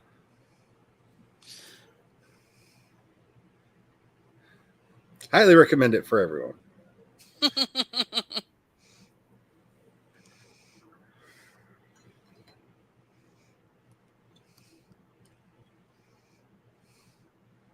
Though it was kind of cute that they basically tried to play good priest, bad priest. Except for the bad priest couldn't really be that bad because, you know, priest.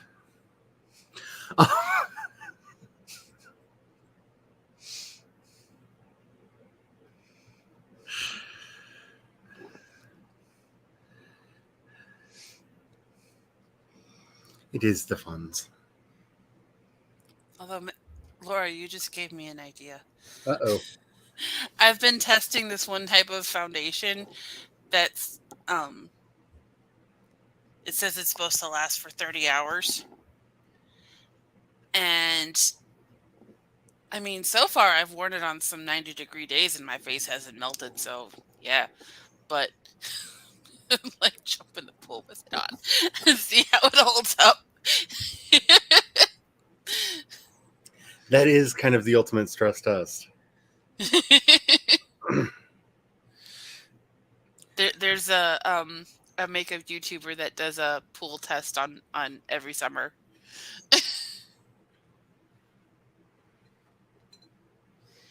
Giving me an idea on how to test makeup to make sure it doesn't melt off your face when you're outside in the summer. I have never... Just jump in the pool. Yeah, I've never trusted any makeup that makes claims about how long-lasting it is. Because they lie. Got it here. This is a bit of a darker shade than what I was using. Although it might be closer to fitting now because I've tanned some since I bought this in May. But this is the... What is tanning? Oh, that's that thing that happens when you get out in the sun and don't turn red. Yeah. I know not everybody does that. Everything, Laura. You have done everything. Most of it you've done well. But some things have some things.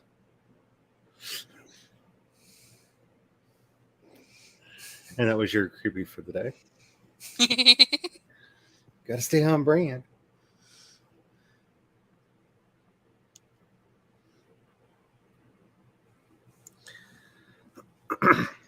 I just found out today that a friend from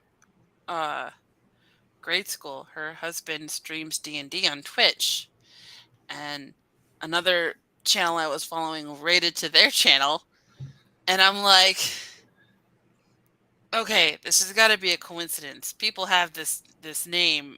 More than one person has this name, and then I'm like, wait, that voice sounds really familiar.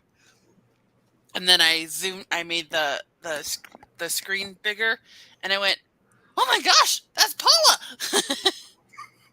I know them."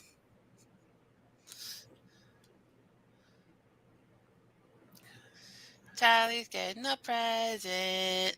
Wait, what? Mm. Hopefully, it doesn't melt. Might too. I really need to find a way to sneak Sage's address off of them.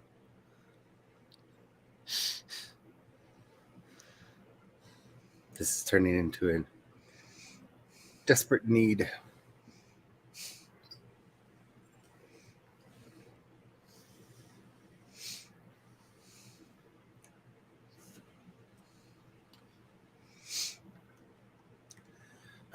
Having one of those days where I feel like I'm just addicted to Vicks Vapor Rub because my allergies are acting up, and I am addicted to these things, which are basically Vicks in a stick. You just put it up to your nose. It's one of the reasons why you see me turn my camera off a lot during the stream, is because my sinuses start acting up, and it's like, time to hit it with the menthol. Whoa, bam! And people don't need to see me putting, a tube up my nose.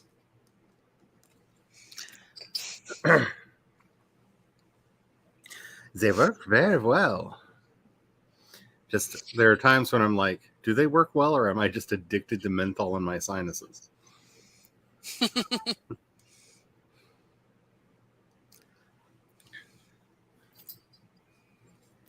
Trying to stave off a headache. Mm.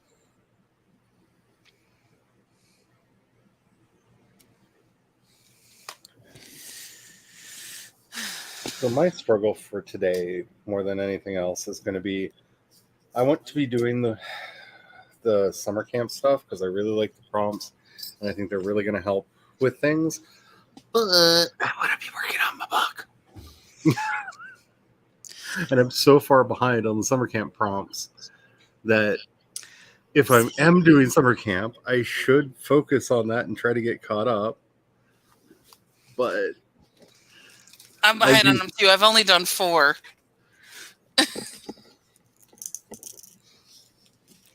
I at least need to finish the article I am currently working on, because, one, they're my cute cow people, but also I spent way too much time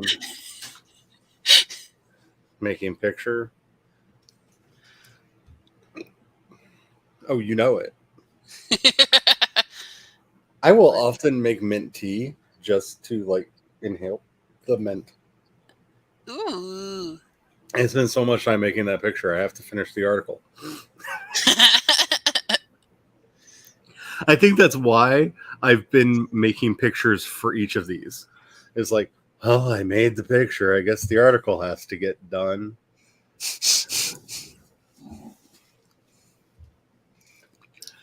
Made a 3D model about the ship. I guess I got to write that book now.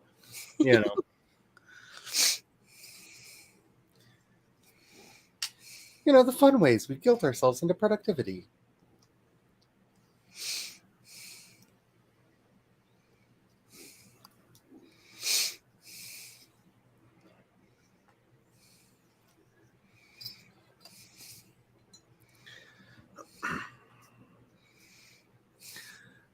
But I just want to be working on the book.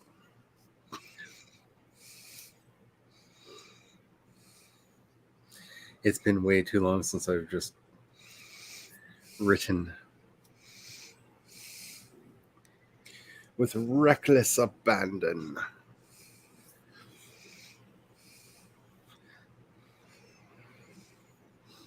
And I do mean reckless because, this is the setting with the shaggy cow people, so. Mm-hmm.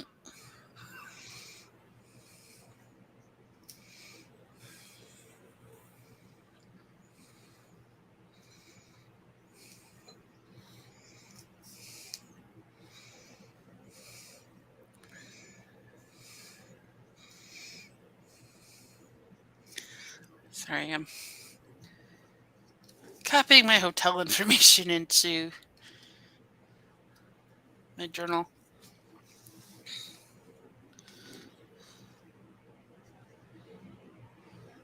The doggy is asleep, but I just want a booper booper. But she tends to be bitey if you wake her up unceremoniously. So I'm kind of hoping that by talking about her, she will hear that I am talking about Sasha, and she will wake up, and then I'm justified in booping her booper.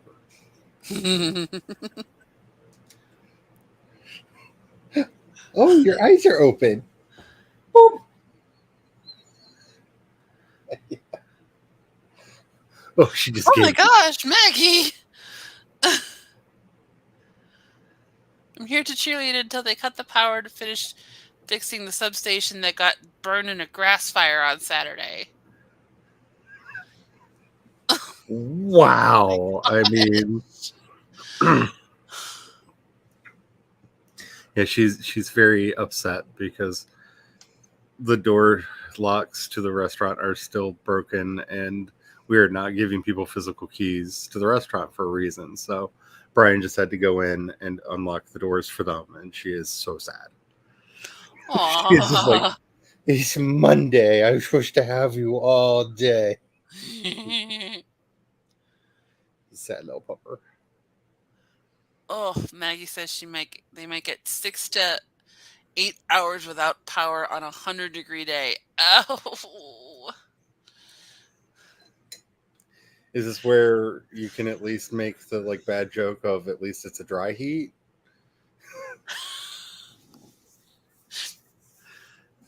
To which we can respond like my cousin does. You know what else is a dry heat? A bonfire.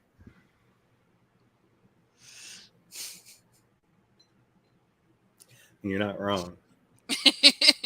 There is something less suffocating about a dry heat, though. Oh, yeah. Yeah, definitely. Oh. Yes, maybe it'll last Definitely. a little bit. And then you're going to sit at the door with a shotgun and be like, nobody's going in or out Bubble until wrap the the house. power is back. No one.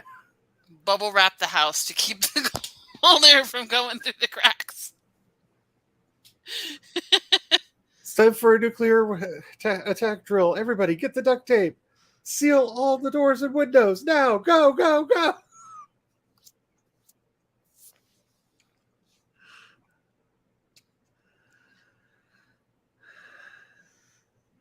24% humidity today. Ugh. If only. So today's one of our cool low humidity days. And let's see, it's 84 outside right now, so yay, cool. We've got 68% humidity. Yep, that's where we are. Wrap the house in foil to reflect the heat.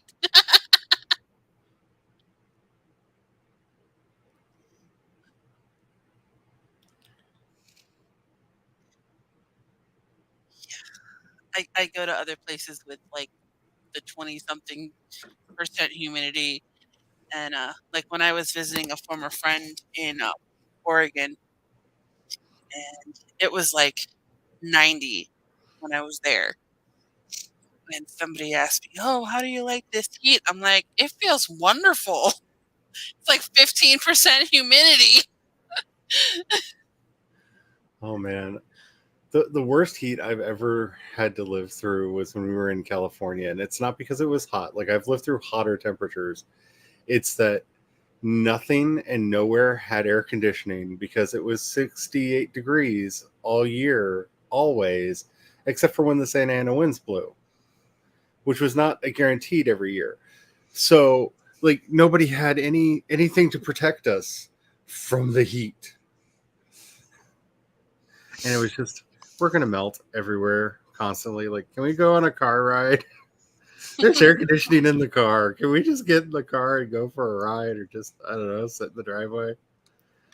Actually, we didn't have a driveway. I still remember when mom was pregnant with my sister, that summer we had a couple 100-degree days, which doesn't happen that often actually in Ohio.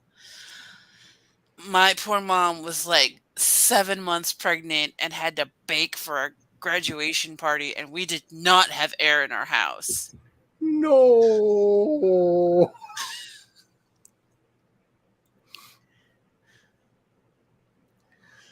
My parents didn't get central air in their house until the grandbabies were born. No. Like, I remember when we got air conditioning for the first time because I'm old. But after that, it was like the one thing we had. We may not have had decent indoor running water. We may not have had like washers, dryers, cable, any of those things. God help us if we did not have air conditioning. Like, that was the first thing, because especially when we lived in Texas, that was just, yes. I mean, I don't know how I didn't get like sick, because there were many nights when I had my room in the basement, it wasn't so bad because that was the coolest room in the house. And the warmest in the winter. It was lovely. But when I moved back to the second floor, many nights I would take a freezing cold shower, point all the fans at the bed, and jump in bed dripping wet. Yep. I remember doing that when we moved into the townhouse together. It was the first place Brian and I lived together. It was 2 of us and a roommate in Maryland. And yeah, that was my every night, because the air conditioning there, it was fine, but it never reached the second floor where all the bedrooms were. Like, the rest of the house was frigid, Arctic, like so cold. Second floor of the house, inferno, just melting, scorching hot. Mm-hmm. And I never quite My understood that. grandmother had a window unit, so at least her room was cool. And then my parents found like one that like sat on the floor, and then you put the hose thing in the window.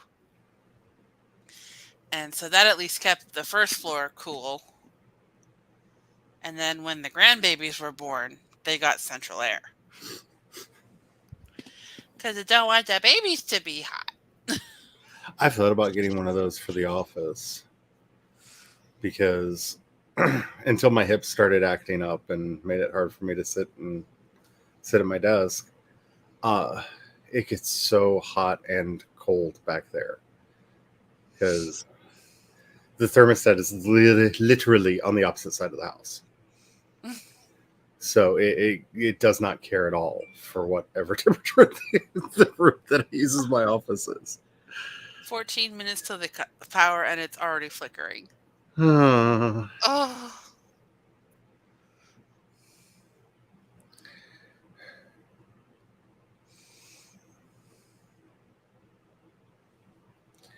That's nerve-wracking. That's just nerve-wracking. I mean, you can always do what I did yesterday. I went outside during the storms and had a nice long chat with Brother Wind and Sister Rain. You know, just kind of, please be nice. just be kind, be gentle. And then poor Sasha got scared. She was so upset because I was outside and all of a sudden Charlie's out with the boom booms. Yeah, apparently, according to Brian, she started harassing him, and when he stood up, he thought she wanted to go outside, and he was confused because it was raining, and she ran to the door that leads out the way I went out towards the deck, and she came out and she just like ran straight up to me. It was like, you need to give me the look, like that mom look, that you need to go in right now look. And I was just like, but it's nice out here. There's a wonderful wind and the pressure changes. It's all so nice. She's like, she just kept clawing at me until I came back in. Aw. Like, you should be outside in the lightning. Which really like means a lot because she hates the sound of thunder. Like, it usually terrifies her. And the fact that she was more concerned about my safety than her own fear for the thunder. I felt bad Saturday night. I was at one of my friends from grade school. Her son just graduated high school, so they had a little party for him. And somebody behind, like in that one of the houses behind them, was shooting something off, and her one dog is just sitting there, visibly trembling, and I'm just like, oh. Yeah, we had to get her some CBD treats to keep her calm. I wonder if she remembers her mom getting hit by the car. She wasn't born yet, so I don't know how dog memory works. But that's how we ended up getting her. Is her mom was a stray dog that got hit by a car not that far away from a friend of ours' mom's house. Mm. And she heard something whimpering, and she went out in the bushes and found the mom, and the pregnant mom, in the bushes, and rushed her to the vet. And the dog, when they got to the vet, the dog went into labor. Oh. And she delivered the puppies, and the mom didn't make it. But it was right not long after my dog had died. My sweet beloved Smokey Joe had died, and Brian and a friend of ours conspired for me to have this dog. Because you know how you are. Every time you lose a pet, you're just like, I'm never going to have another one. Never again. Yep, that was my parents. Why? Why do I put myself through this? I'm never, especially ever, my ever. dad, after we lost after we lost Bart, our German short-haired that we had for many years. And he's like, never again. Cat's fine, dog, nope. And our friend came up the walkway with this giant basket in his arms, and I was like, what? That's weird. Did they bring a picnic home? Like, what's going on? And he walked in the door, and he was like, don't be mad at me. Brian said it's okay. And he opened the basket, and little puppy Sasha popped her head out and licked my nose. Oh.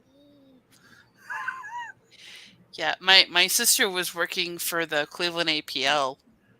She was doing the foster care program. And she's like, I'm going to get you guys a dog. And my dad's like, nope, nope, nope, nope.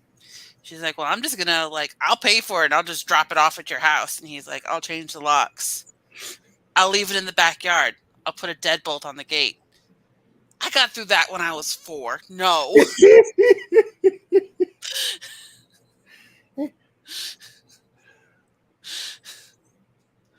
That's not going to stop me.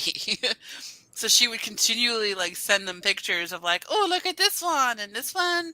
Like, you could at least foster. So they did foster a German Shepherd for a while. She had severe separation anxiety, and she would destroy the house every time they left. If they went to work, she did not like being in the crate. And as much as they tried to crate train her. And so they had to send her back. And then I think like a few months later, she sent my mom a picture of this little bitty gold puppy. And my mom's like, oh, I want her. I'm going to be down after work to get her. Don't make sure nobody adopts her. And we were all surprised because mom was always the one that fought us getting pets. Like, she was never really, but she fell in love, and technically they had to foster her a little bit. They had to technically foster her until she could get fixed.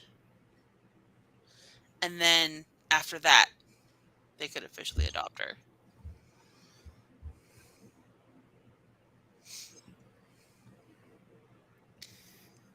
And she was wrapped around both their fingers from day one.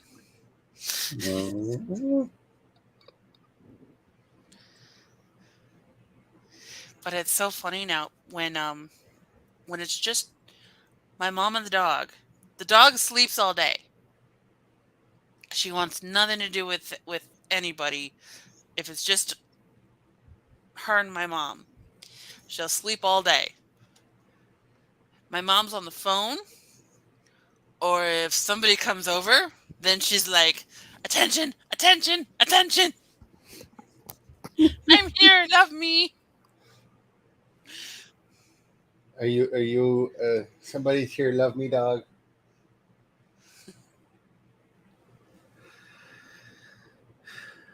It's amazing how different her reactions are to different people, because there are some people that she likes and just gets very excited and just wants them to hold her and love her and pet on her. Some people she just doesn't care about at all and just like, whatever. And then there's my friend Lily that we have to be very careful because she gets so excited she pees all over her. That's how Muff is with my brother-in-law. She's only that way with Lily. But she gets so excited. Like, we have to specially time things so that they're outside and Lily is ready to jump backwards when the pee starts. She hasn't done it in a while, but one time we were all over and my sister and her Joe walked into the room, and she got so excited and she rolled over and splayed out for the belly rubs, and Joe got her so excited she peed on the floor, and my dad yelled at him. And he never did it again.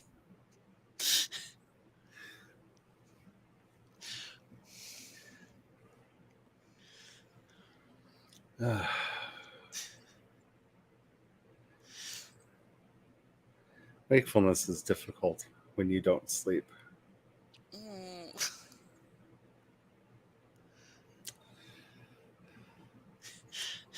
You pulled up Discord and then you saw my message. Well, I give Brian the option. I was like, look, I'm so tired because he made breakfast. I was like, I'm so tired. You're so tired. You're going to decide right now. We're either getting up and committing to it, or we're going to bed, back to bed and sleeping in. And he was like, we're getting up. And I'm like, okay. I will be a demon about this later.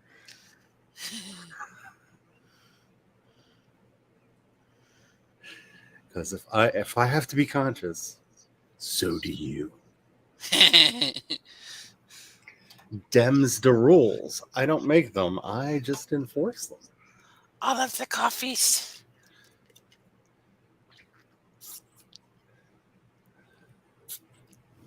Though we also had a lively debate this morning that was a lot of fun because Religion for Breakfast went through and did a breakdown of the misinformation around the quote, it's easier for a rich man to go to heaven than it is for a camel to go through the eye of a needle.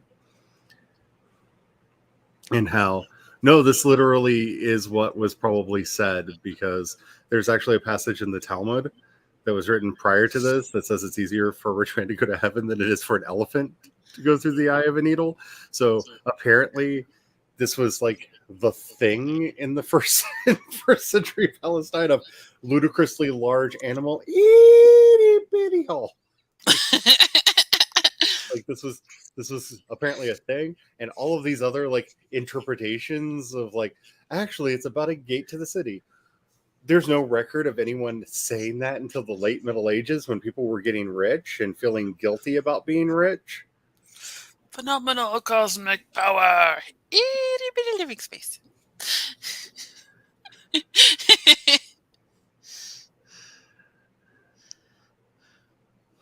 I like the Henry brothers. If people don't follow them, their channels could not be more different. But One of them does Religion for Breakfast, which is a very scholarly look at various movements from around history. And E.C. Henry makes spaceships for fun and does videos about them. Like, their channels could not be more different. But they're very, very entertaining. And E.C. Henry got big enough that he got hired by Star Trek Online and is one of the designers for the ships that are in Star Trek Online now. Nice.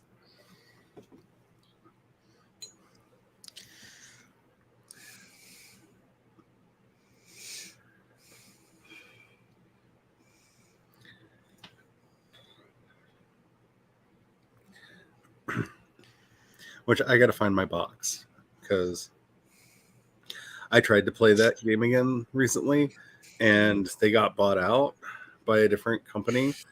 And I have to do an account retrieval, which means I have to find my original serial number. Yay. You know that game you bought like 14 years ago? You still have the packaging, right? Because we are us, probably. Probably it's somewhere.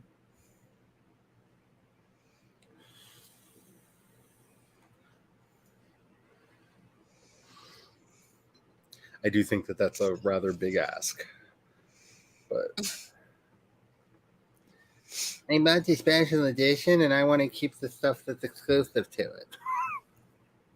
So I'm not making a new account.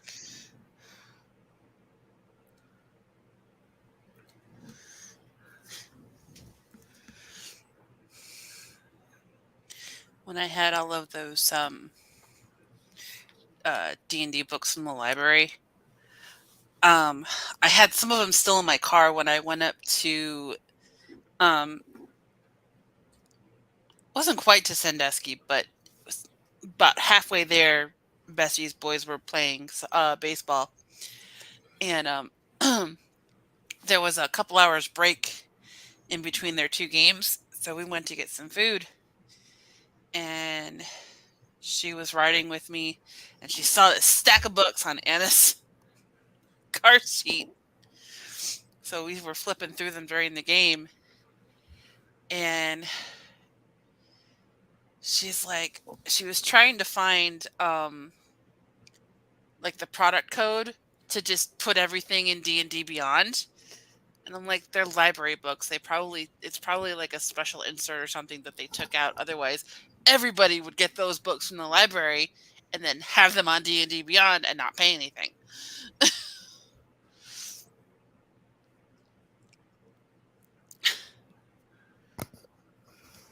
You're not wrong.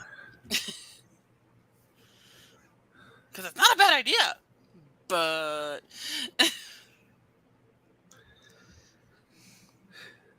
I've really been wanting to run an Osric game so bad because, one, just pure nostalgia, because Osric is a reverse engineered first edition using the rules of 3.5. So it's completely legal because they open sourced 3.5. So it uses 3.5 to recreate first edition. Which is a wonderful loophole that they found to be like, we want the classic game that y'all don't make anymore. And the great thing about it is all the Osric books are free, unless you want to buy physical copies of them, and then there are ways to spend the monies. But it's like, I know I'm going to be doing a bunch of Cypher games in the not too distant future, and I feel like asking friends to learn 2 game systems is too much. So I'm like, maybe I should just figure out an intermediary Cypher game to run, because that would just be fun.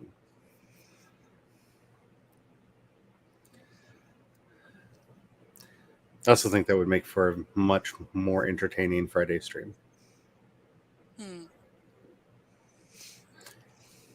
because by the end of the week, let's be honest, we're all burnt out.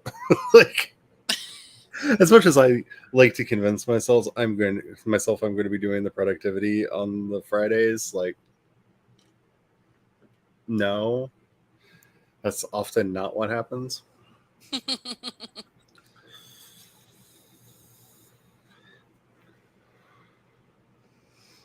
Like, it's gotten to the point where I've started debating whether or not I'm still going to stream on Fridays, because it's just like, I don't know what the point of Friday is. But if Friday were game night, then it has a reason. It has a raison d'être that would make it a lot of fun.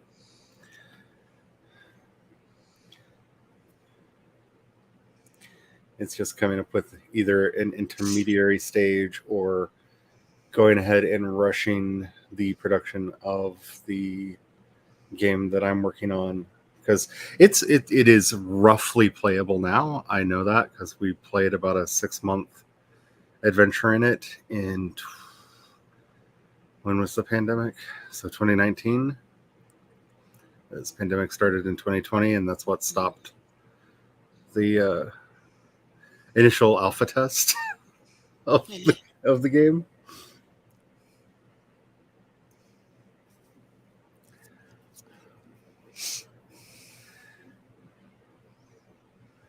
Nothing stops you from hanging out with your friends like quarantine. Mm-hmm. So I know the game is roughly playable.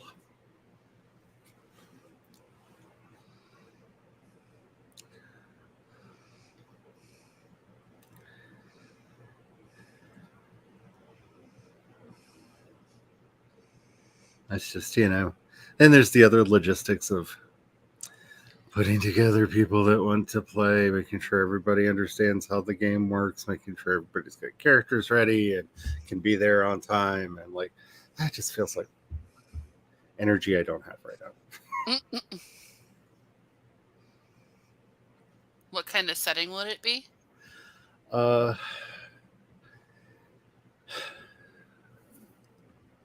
You have to ask the hard questions. I have been working on an adapted game version of both my sci-fi and my epic fantasy setting. So it technically could be either. I have plenty of fantasy characters.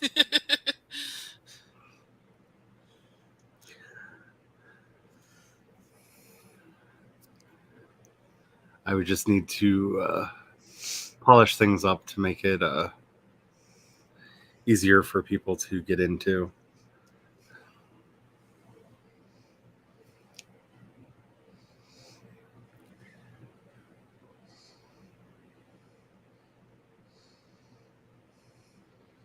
And every time I look down, I see Maggie's comment about the Wind Dancers. I'm like, or I could just do an Earth Dawn game, because Wind Dancers are one of the classes in Earth Dawn.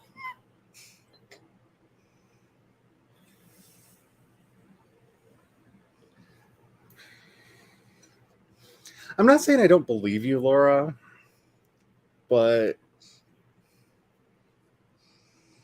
I feel like you'll be done adding stories to Tiny Shivers about 3 months after Tiny Shivers comes out.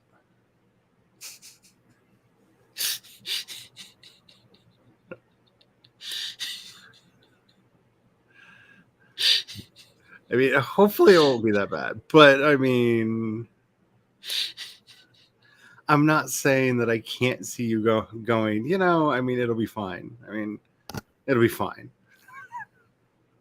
No one will notice. It's mostly digital sales anyway. I mean, they'll get the free stories. The new stories included. It'll be fine. It'll be fine.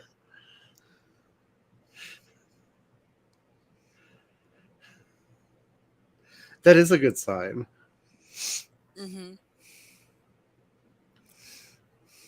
Granted, and I know this is because I work on novels.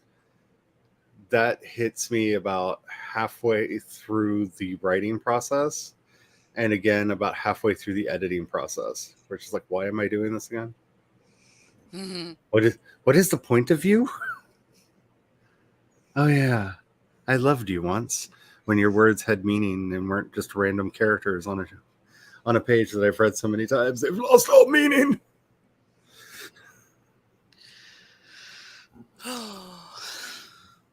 Too relatable, Carrie? I mean, I've only been working on my contemporary fantasy for 8 years.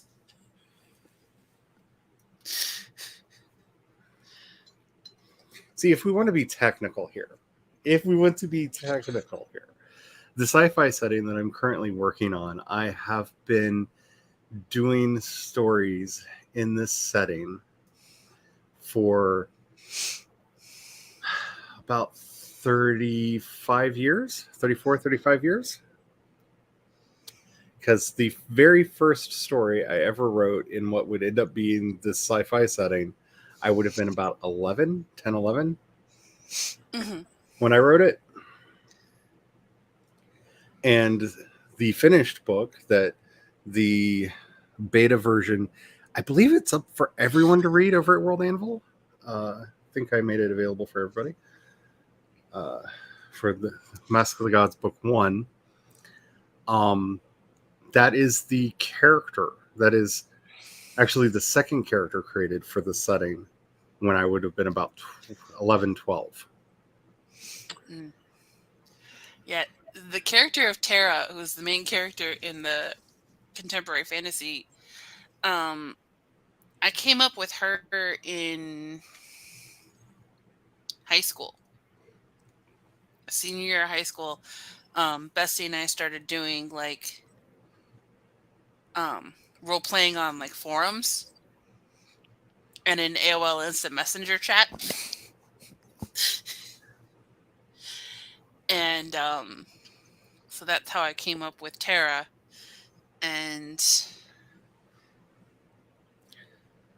stopped doing the role play stuff, but she was still in my head.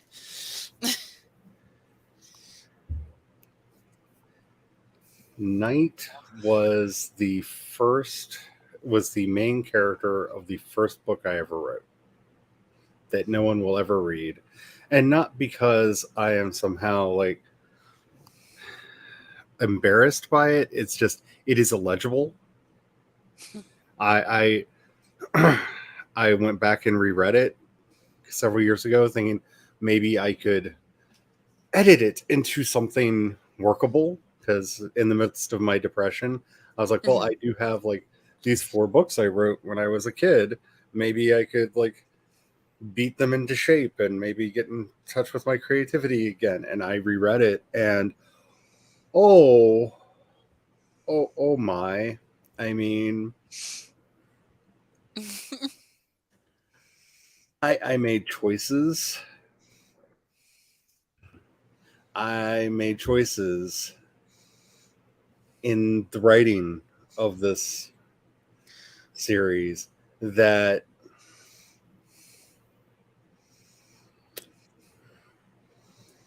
were choices. Like there's it's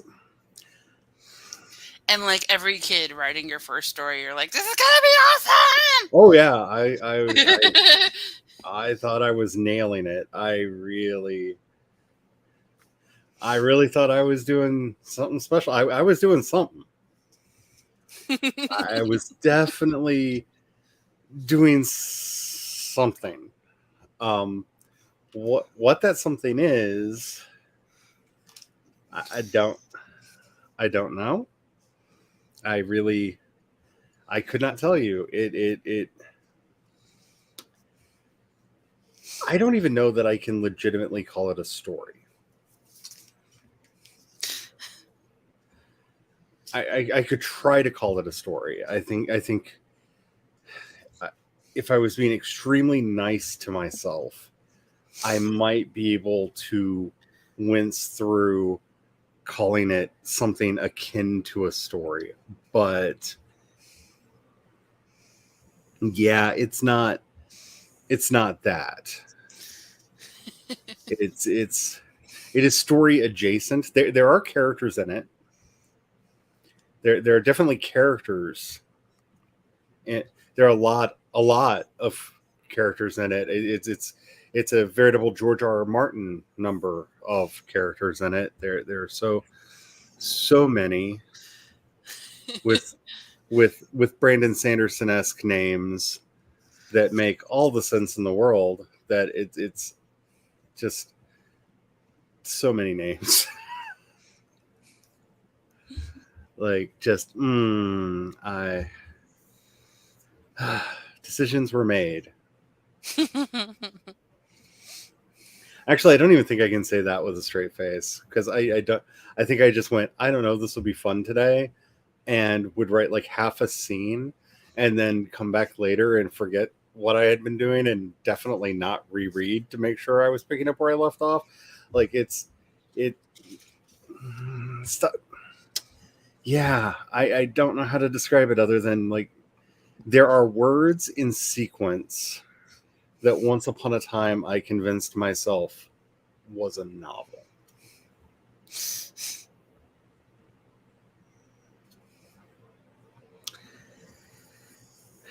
Yeah, That shows how you've grown as a writer. Oh, so much. Like, I know what sentences should look like now, which is huge. Yeah, just I was trying to find the PDF because I scanned a PDF. I went through this whole like I don't want to lose any of my old stuff, and went through with the scannable app on my phone and scanned in every handwritten thing I have ever done, which again was a choice. In the midst of my depression, it felt like a thing that was productive. So good, I guess. I don't know. I was trying to find it because I was going to show you the front page because it is written in the best middle school handwriting that a human has ever middle school handwritten. I'm just trying to remember where I saved it. It's in here. It's in one of these folders.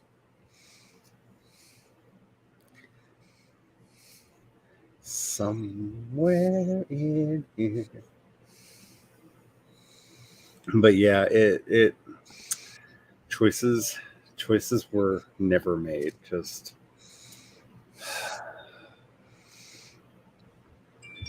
lots of words were written. Or it says it'll be 2 years next month that I wrote my first Flash and started writing horror.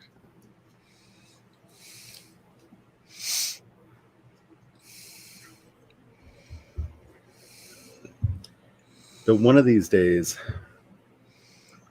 I'm going to take some of the weird handwritten notes that I have, some of these ancient handwritten notes, and put them somewhere for like. So you want to know how an idea gets started?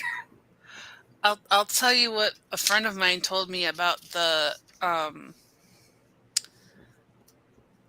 copies of the published and unpublished versions of the contemporary fantasy that I have on the bottom of the bookshelf where nobody can see them. When you're famous, you can auction them off. I mean, not wrong. That is not an incorrect. There's not an incorrect notion. It's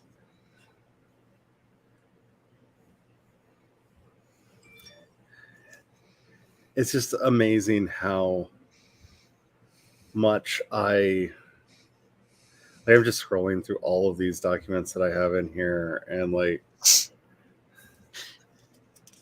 I did things. Like I did a lot of things. Like I'm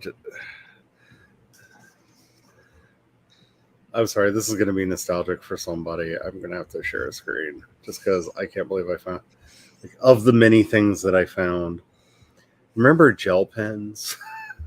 Remember the love of gel pens when they first happened? Why won't you let me share the window? There we go. Yes, I So remember gel pens. I still use them.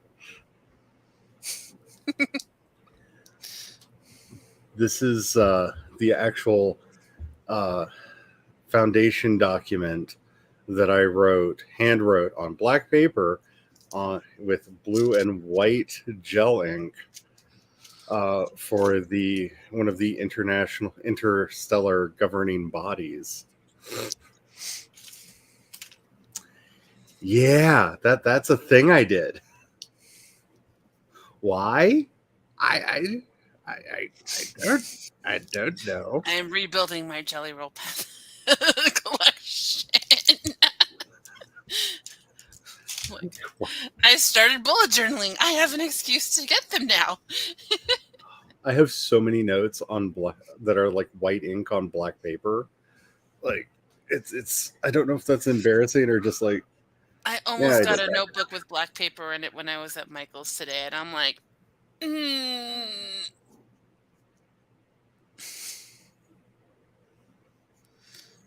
next time.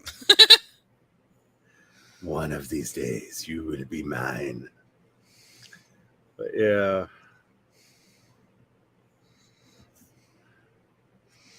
Oh my. Just wow, that's the first thing I ever wrote with Ike in it. Wow, I still have that. This is a memory hole. Yeah, for anybody who doesn't get that name, he is a character from the Liquid Sky books who started off as a much younger character. Like I could probably like full on prequel him because as I'm looking through this, like, oh wow, that's like his whole backstory.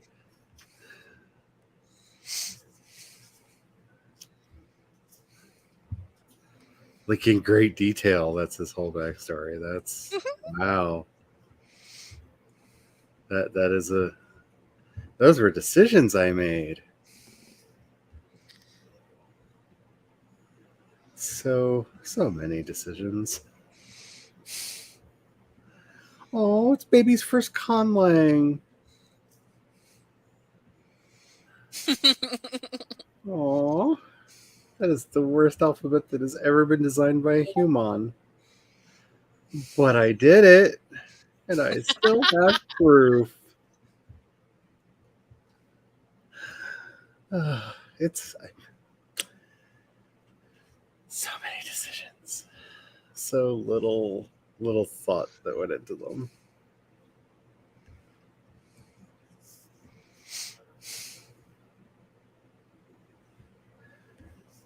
Very confused where the actual manuscript went. Oh, there's a whole other folder over there with more scanned in stuff. Wow, I hand wrote a lot. What I'm taking away from this is exactly how much. Yeah, I knew there were several. Like wow, that's.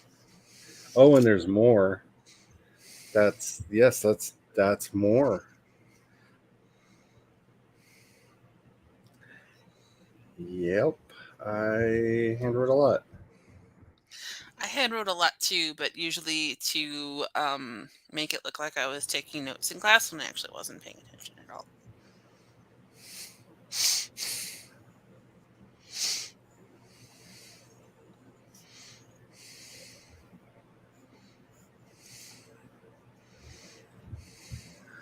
Oh, it's baby's first world map.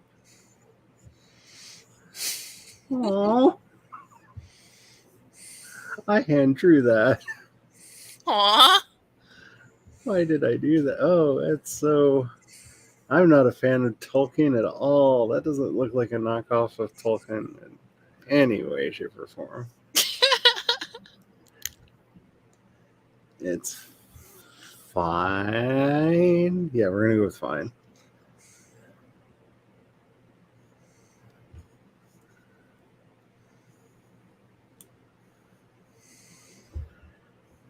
Why did I open this? There's so much in here.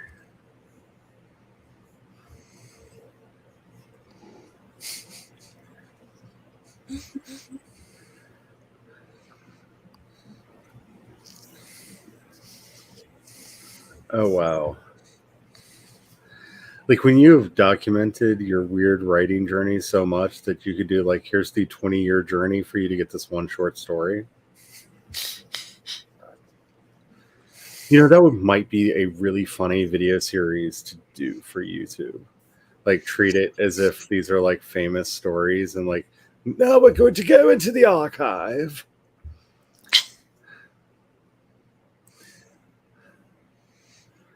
Because wow, that's a lot of decisions were made.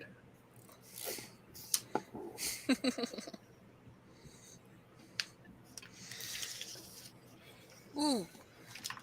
Nice thing about this notebook as opposed to the main bullet journal, there's a pocket in the back. I can keep my ticket in here for the festival. Nice. I won't lose it.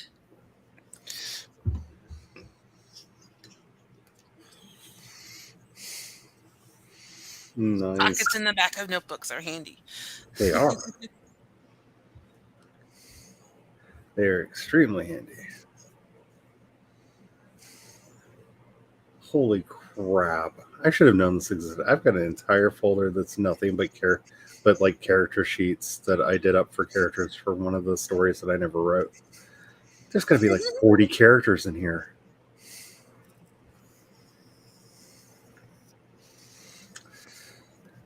Characters for sale. So many characters for sale.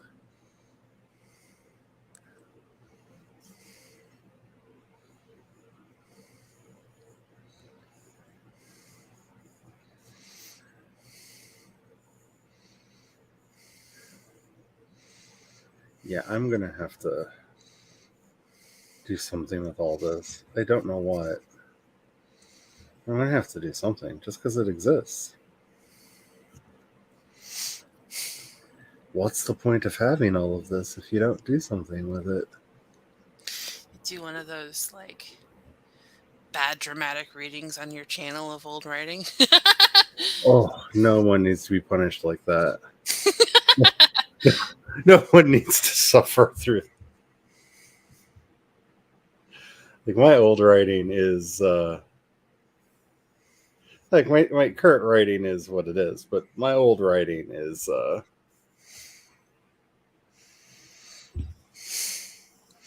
can't even say something that a mother would love because like I wrote all this and I'm just like oh no, why did I do you?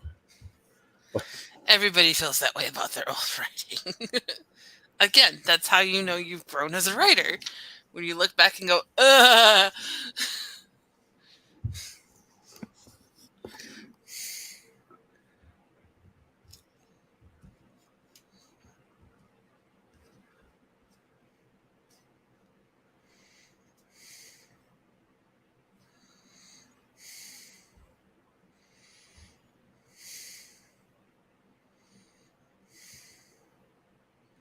Holy crap.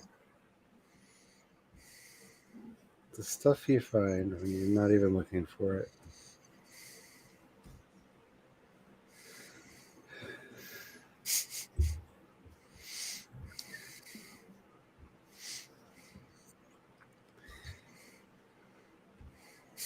So yeah.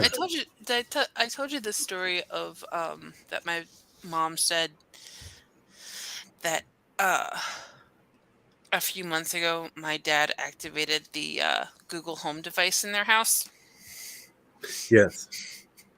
Freaked her the hell out. Well, then she found old notes from my grandpa and my uncle. Oh my. So she's like, my dad and my brother are sending me messages now. There was like this old this one thing where they were like they were creating a plan to lose a certain percentage of weight, and they all signed it, like from this date to this date, we are going to lose 10% of our body weight or something like that. And then they all signed it.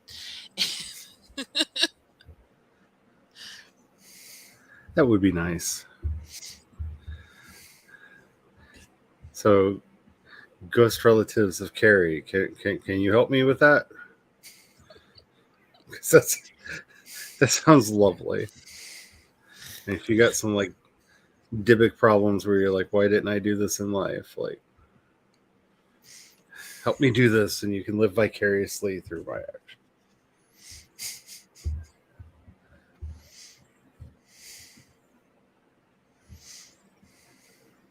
Yeah, so my dad was looking up stuff about the Panini virus, and right when my mom got it, and then, but she found a couple other things, but she found this weight loss note, and she's like, "Dad, are you trying to tell me something?"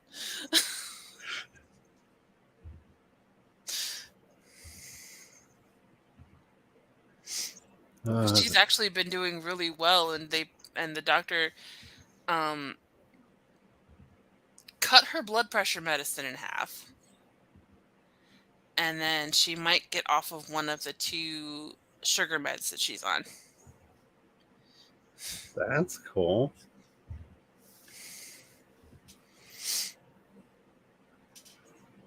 And I'm like, that's pretty good about your blood pressure considering how damn stressful your job is.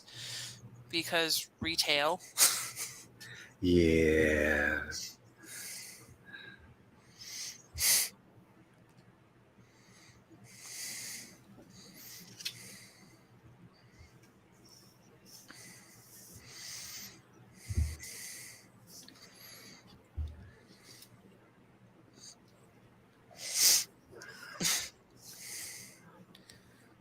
The stuff that you keep. Oh my goodness. I really need to get out of this folder. Like, the nostalgia will destroy me.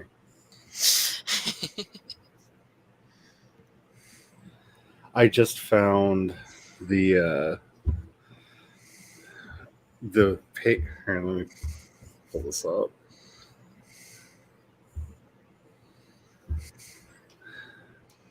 So when this is, oh my goodness, this is so long ago. Time won't give me time. That is a big truck.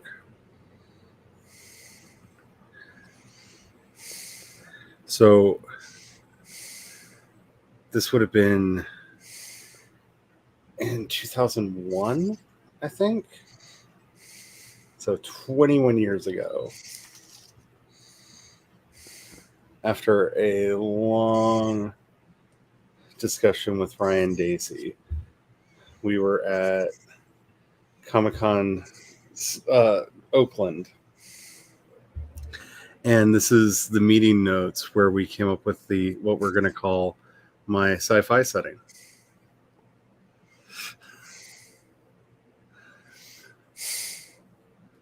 Like, this is 21 years ago we did this. And I still have it. I still own the domain name too. Because baronzen.com is still the name of the sci-fi setting. The stuff you scan in and keep, it's kind of amazing. Like, it's stuff like that I think would be like really neat to like put somewhere for like human consumption. Because while it might not mean anything to anybody, it does show like how things change and develop and grow over time. Mm-hmm. That's kind of cool seeing this document from, like I said, like 2001.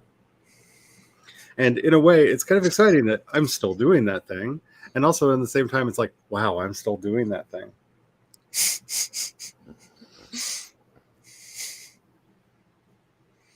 That's kind of how I feel about the story that I've been writing since. Well, I wrote the first draft of what has become Welcome to Coolersville in 2014. Camp NaNoWriMo, April Camp NaNoWriMo. I still have the shirt. It's very faded.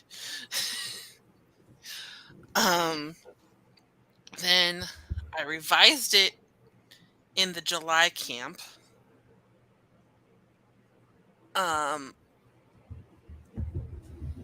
Even through my whole DVT episode, I couldn't get off the couch, so I had my laptop. Here's the thing.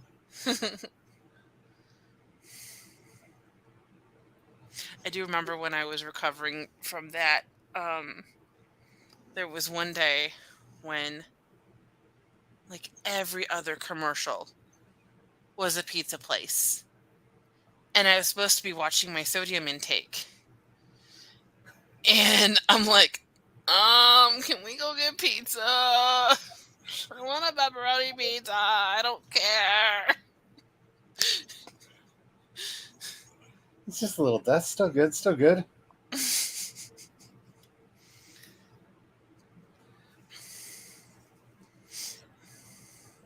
Too bad CB wasn't here for that joke. I think she might be one of the few people that appreciates it as much as Brian and I do. For those who do not know, that is a Simpson reference. Ah. Joe would have appreciated it. It's from the episode where Lisa becomes a vegetarian and they're spit roasting a pig because they're in an argument with Flanders over who can throw the best barbecue. And Lisa throws a hissy fit and hits the grill, and the grill starts flying away. And every time something happens, like it falls into the river, and Homer's like, "It's just a little wet, still good, still good." And then like it ends up getting launched through the air, like just a little airborne, still good, still good. Like everything that happens to the pig, it's just a little whatever happened to the pig, still good, still good. Hi, Eva. Hello, Eva. Yeah, Joe would have appreciated that one. But, yeah. Thank you. It's still not live yet.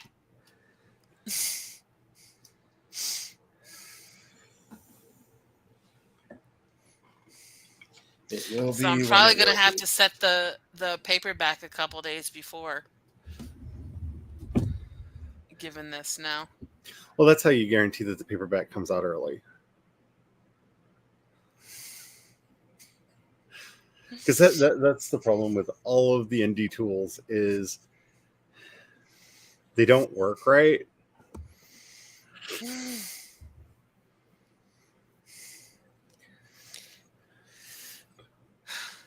Like if they give us the ability to say when it should show up in the store and we could put it up actually early and set all the dates, like pre-sale starts this day and actual sales start that day, and have it all done up ahead of time so I could go through the whole process and blah, blah, blah, blah, blah. Yay. But, you know, why would they do that? How's the process going so far? It's taking forever. All of my work is done.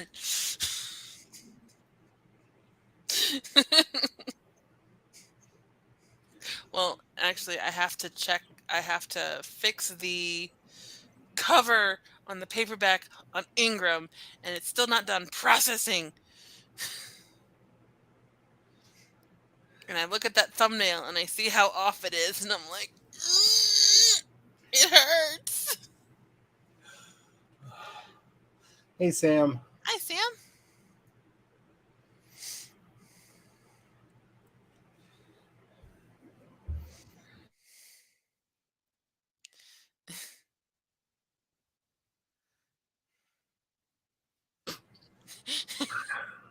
I can't wait to have these struggles.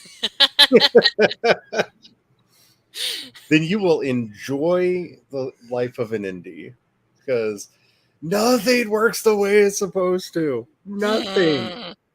Absolutely nothing. Like if you are not good with ambiguity, indie authorship is not the place for you. Right? Yeah. Oh, the joys of publishing. Like, yeah, if you can't find your zen in the middle of just, I don't know what's going on right now, but it's fine. It's fine. When Laura was on earlier, she's like, "Do you have a marketing plan?" I'm like, "Not really. I guess I'm gonna have to read that Joanna Penn book you sent me." Because she, being the generous darling that she is, this was one of the books that she sent me. That is a good book. The problem with book marketing is it changes every 4 to 5 days. Like, real talk, the thing that they don't tell you is it's never the same beast. And you really need to be careful to look at the date. Anytime anybody gives you writing advice, marketing advice, if you're looking at a book or a video, check the date on it. If it's more than 6 months old, it's probably trash. Like, if they have not updated it since then, because there was a time when almost every technique that you are going to encounter did work and did work well. All of those times have passed, and for all of their talk about, like, we're here for the writer, Amazon seems to, like, watch what we're talking about on how to market our work And then changed it. and then changes it, which is why, like, it's very good to be in with a group of writers who are currently publishing so that you can share secretly amongst yourselves. Because I know for myself, at the moment I see it in a book, I'm just like, oh, Amazon's going to break that. Like, someone at Amazon will read this book and make sure that that method no longer works. And it's getting worse because they're really, really, especially at Amazon, trying to push for the on-site ads. And those used to work great. Like, there was a brief window of time where I'd be like, yeah, set yourself up an ad budget, get into the ads and do that. And then everybody did that, and that just diluted the marketplace. And then Amazon was just like, yeah, we're not going to make them work the way that you think they should. So give us your money.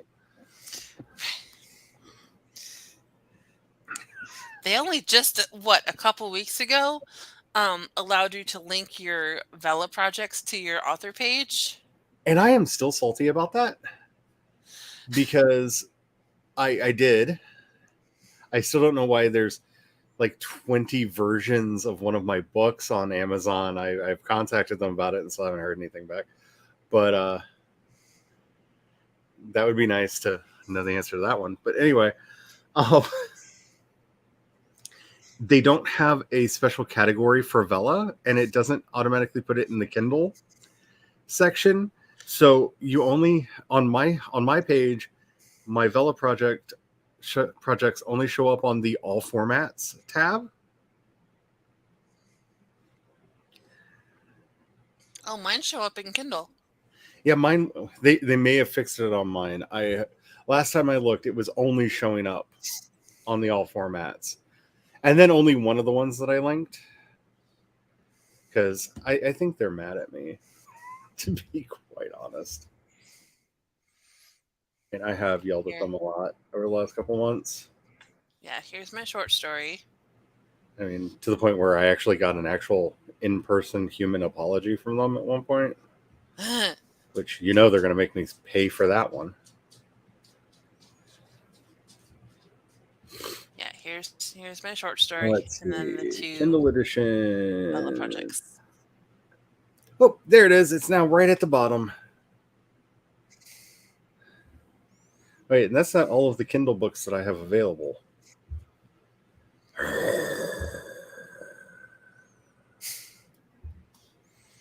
And it's still not available outside the US, right?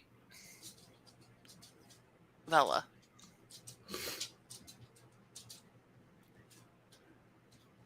I have so many feelings right now. I should not have loaded my... And they still have that stupid, weird, overly processed resolution picture of me. that they like superimposed a mustache on. Because I still have that original picture, and I am quite clean shaven. Thank you very much.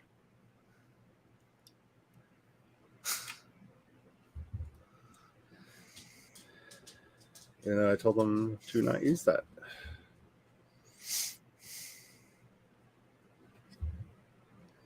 Amazon, why are you like this?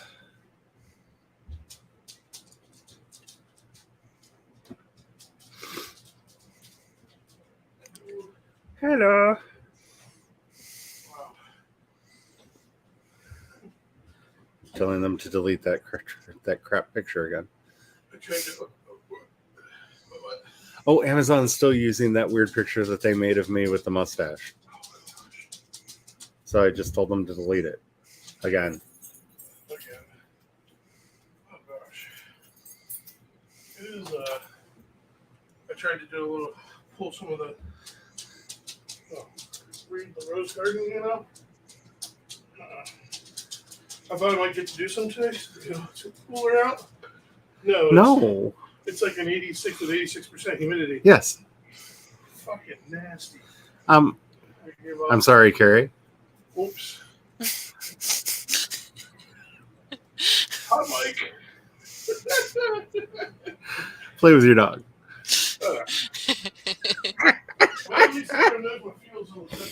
Everybody knows your feels on the temperature outside.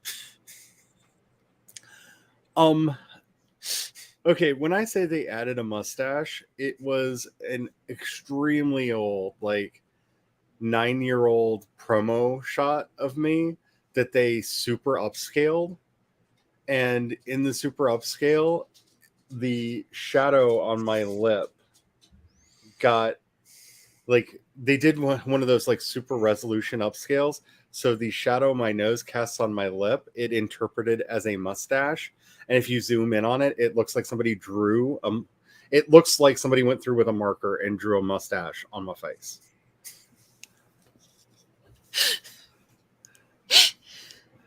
It is obnoxious. It also looks like I'm wearing a skin mask that is a different color from the rest of my face, because it decided that certain parts of my face are very radically different colors from the rest of my face.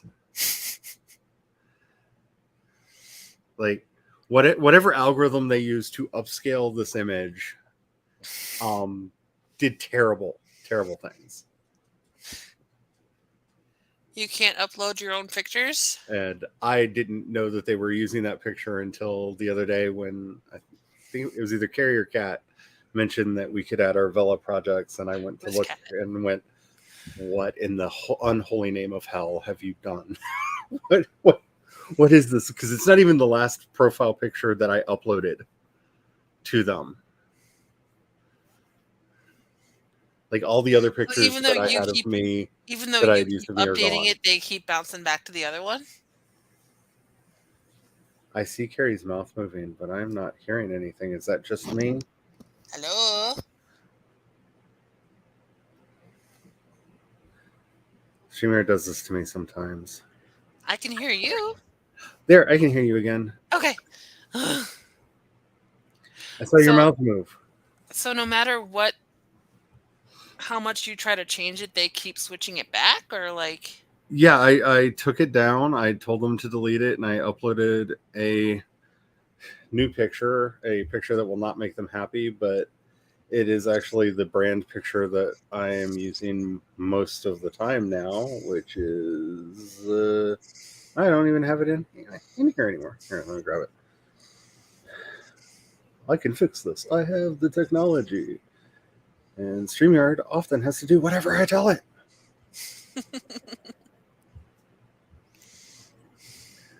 So, spinning.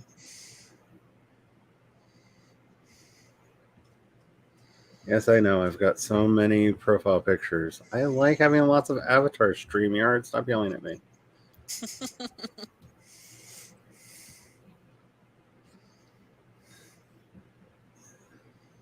That one.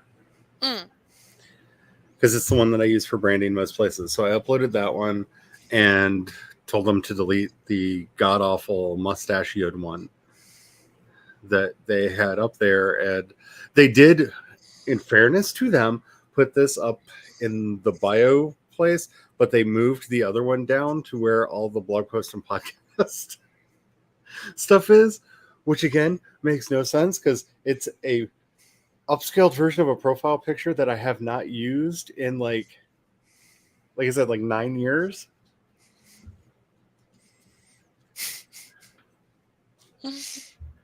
Like I just don't understand them. But I have now told them to delete it again. So hopefully it will go away. But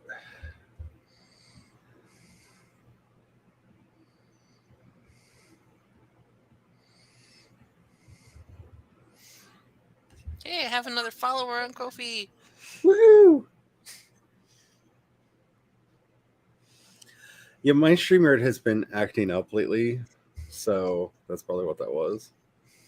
Anyway, yeah, that, because that's the profile picture I told them to use. This thing with the weird like drawn on mustache, and oh look, my skin doesn't match my face here or here or here. Like all the weird upscaling. Like I don't understand you. What are you doing? Like it really looks like I'm wearing like a human skin mask. Like right there. And what's with the weird drawn on mustache? Like what's this? What's this? What's this? Why are you doing? Anyway.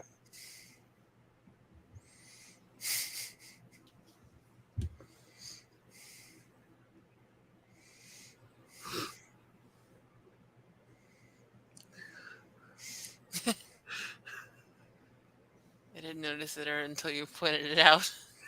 Yeah. It's very traumatic because, you know, the dysphoria thing.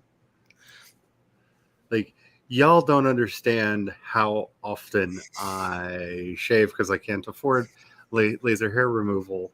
I have a coffee, by the way, and a Patreon if you want to help with that. It's expensive. And it takes more than one visit.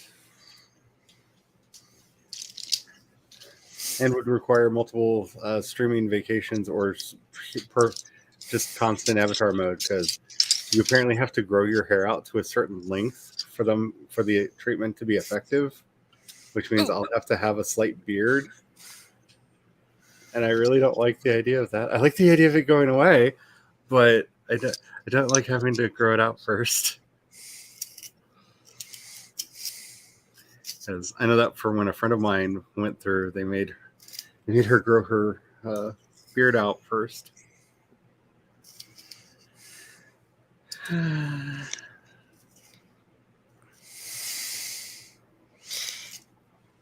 Yeah, I feel you with the dysmorphia, Eva. Oh my gosh.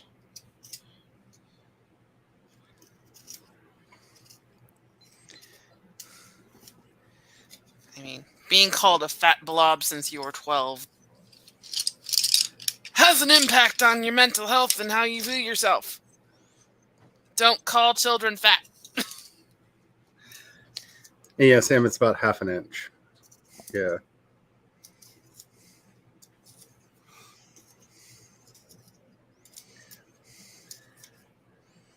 Because I also looked at the electrolysis, because it's actually cheaper to do the electrolysis around here than the laser hair removal, but that one leaves you looking like you have like the world's worst pimple outbreak for a while, because they're literally grabbing each hair and cooking the root.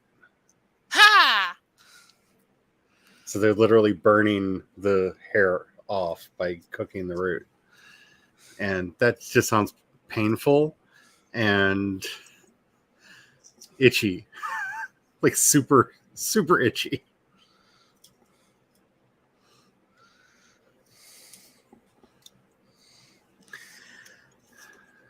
Yeah, usually Yeah, but it turns out that the closest laser hair removal places around here are, let's say, not supportive of the community.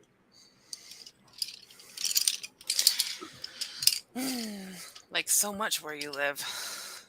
It's like so much.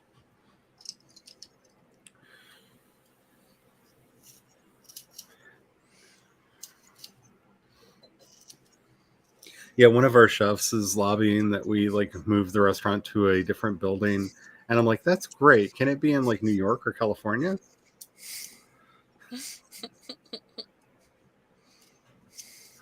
Speaking of not community friendly, I had a weird rabbit hole while I was at work. Oh no. I was looking at something on some stuff up on the liquor control site, and they had their updated laws regarding sexually oriented restaurants or sexually oriented places that serve alcohol and how they're not allowed to serve alcohol. Yeah, strip clubs can't serve alcohol in our state. It confused me for a minute because they worded it as sexually oriented, and I'm just like, what are they targeting? Just gay clubs? Like, no gay clubs get alcohol? I can see them doing that. That would be a weird way to do an anti-gay bill. I can see them doing that, though. Yeah, but because it's worded sexually oriented, but sexually oriented actually meant, semi-nude. Yeah, the fact that you're not allowed to have alcohol at the strip clubs has not done well for their bottom line. No, it's kind of that one cracks me up. And strippers have to be funny.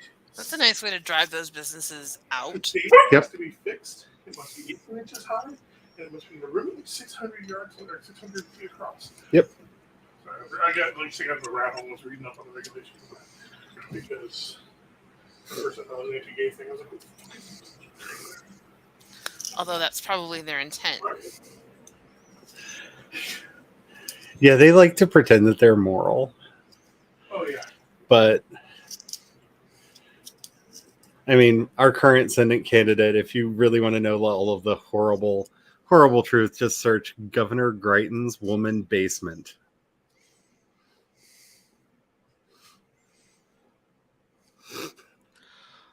Oh my. No. But he's the family values candidate. He only blackmailed a woman into the naughties for years by threatening to send sexually explicit pictures of her to her children that he took against her will. Who does that? Oh my god. Yeah. Family values. I call bullshit. That family's value was not strangers. Yeah, Sam says we just shared the same look. Yeah, I keep bringing it up because he's really running like a really hardcore family values campaign right now. And I'm just like, well, that and he's going to go kill other Republicans. Like, if you've heard of him in the news lately, he's the guy who ran the ad of him and a bunch of armed men kicking down the door to a house to shoot rhinos, Republicans in name only. It's open rhino season. I'm giving you permission to hunt rhino. No bagging limit. Yeah, that's him. My god. Yeah. No, I had not, but I stay a lot in my little cave in here, so Joe probably heard it. If there's anything that anybody's ever heard about our local politics, that's usually what it is, because it is a horrific commercial.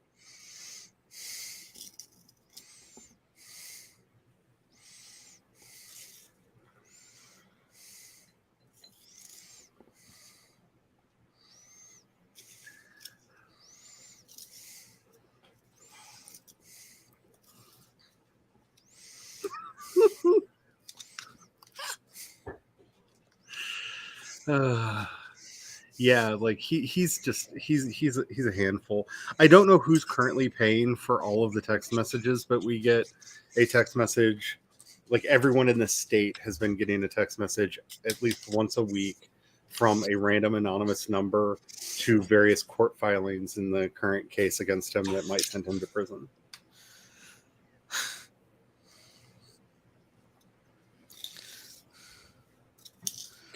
Sam says she's seen the commercial. Yeah, he's the family values guy. Nothing says family values like threatening the harm. And now I know what that acronym means.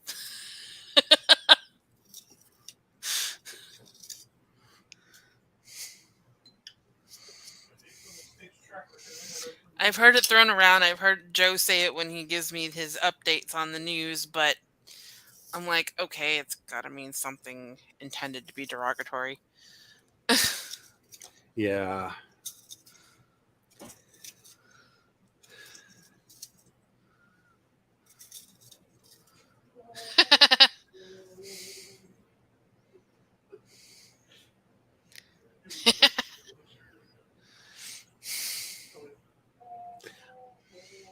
I saw you bowing to the Zeroji.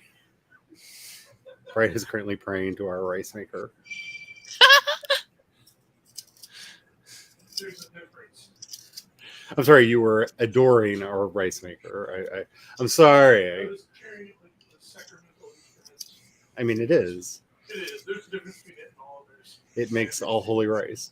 I understand. Yes. Imagine.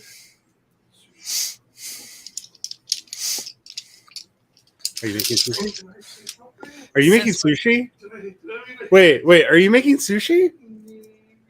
You're making sushi? Yes. Yes. Yay. Yay.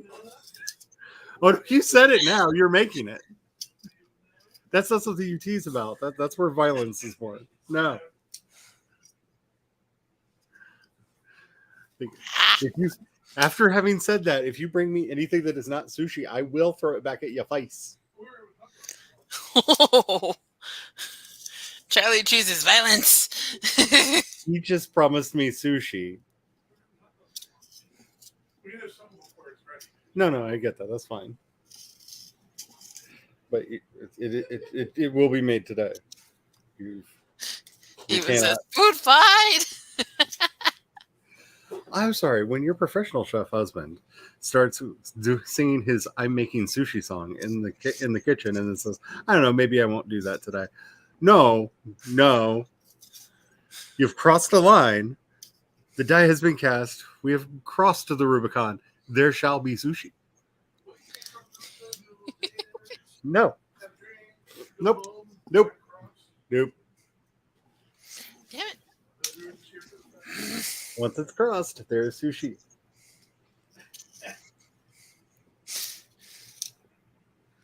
I saw some of the stuff in the fridge, and I was like, I wonder if Ryan's gonna make sushi. He starts to implement. I saw the. It's been a while since I've tried it. The grocery store I worked at had they would make sushi, and they were doing samples of it one day. They had California roll, and the sample lady was standing there. She'd been there for like a week, and every time I went on break and I walked past her, she's like, "You want to try some?" I'm like, "Yeah." So finally, she basically called me a chicken. Like, fine, gimme. Oh, that feels like a trap. Like there's like way too much wasabi in this roll. I'm going to burn from the inside out. Laura says, "Promises have been made." If we don't have nori, you can always make sashimi. I'm fine with that. Also, this pencil tip keeps... This pencil is going to be this big by the time I'm done sharpening it because it keeps breaking. I have noticed, and I don't know if it's just me, but it feels like pencil lead is not as sturdy as it once was. Especially colored pencils. Mm-hmm. Now, granted, this pencil sharpener was 65 cents, so it's a get what you pay for thing, but I needed something to sharpen my pencils.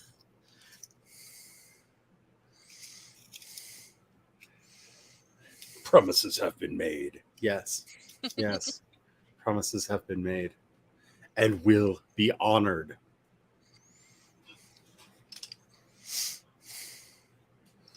I will Thanos snap some violence into this house.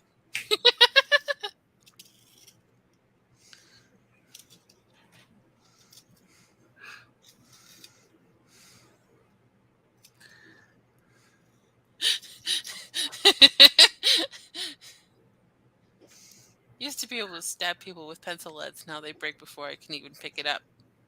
True. Not that I stabbed many people with Nope. I had a piece of graphite lodged in my hand for like 3 years because the doctor was like, it's not worth taking it out. It'll eventually grow out. It'll be fine. And so I had this weird black line in my hand that I watched get slower and slowly closer to the surface over time. Like it did eventually just like come out, but it was a weird experience.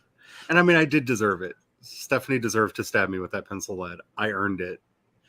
Laura says, Sam, you are an angelic saint who would never do such things.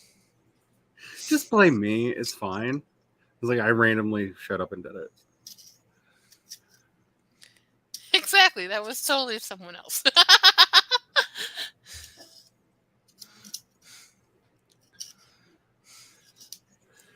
Now I have the song Someone Else stuck in my head. Oh, there's another one.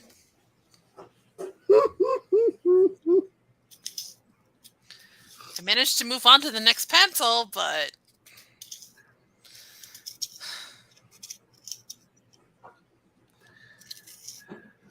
I've been wanting to use the colored pencils in my journals, and they're all like stubby.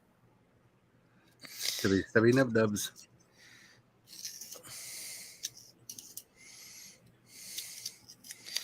Yeah, these cheapy little sharpeners are a holdover until I can get something good. God. We have a full bore school style attached to the wall pencil sharpener. But we may have issues. And it's very much a we. Yeah.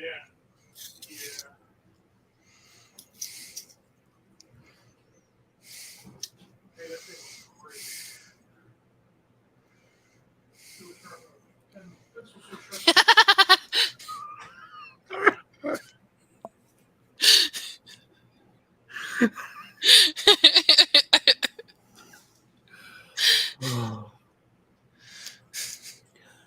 Because of the video that I've mentioned way too much that I'm going to try to stop talking about, I have had the super secret extended cut of Sixpence None the Richer's Kiss Me, Kill Me stuck in my head for like 2 weeks now.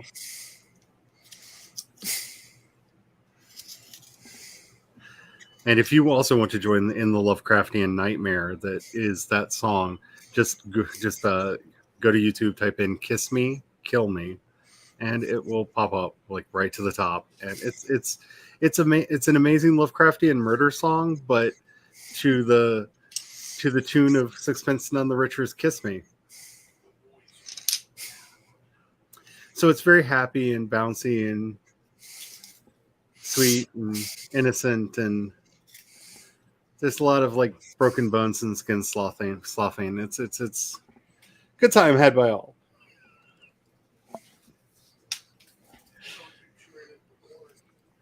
It took so long to get that song out of my head the first time I heard it, and then Patricia brought it back up into my mind, and now it won't leave.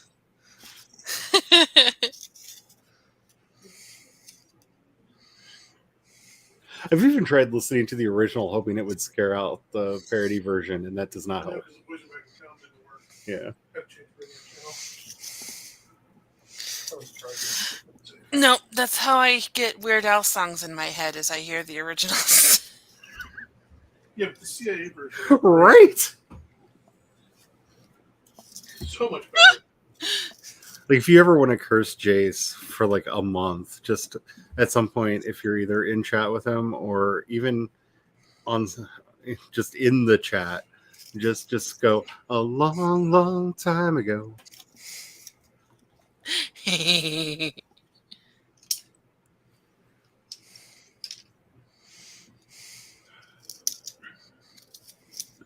It is entertaining. You're in the booth. Though I've had the Weird Al's plumbing song stuck in my head, and I don't know why that song specifically. For anybody who doesn't remember, that's the Milli Vanilli parody track. Blame it on the drain.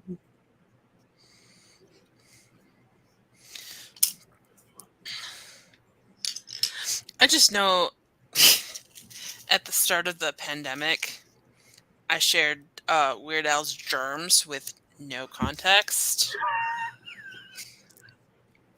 Yeah. Because I felt like being an asshole. Yeah.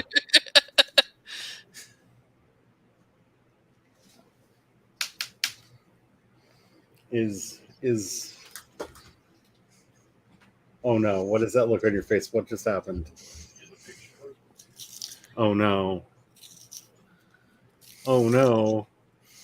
I don't know what exactly is happening. All I know is Brad just ran across the living room towards our refrigerator and said, "Yeah, he's getting a picture. That's what's happening." What did you take a picture of? What have you done? Picture.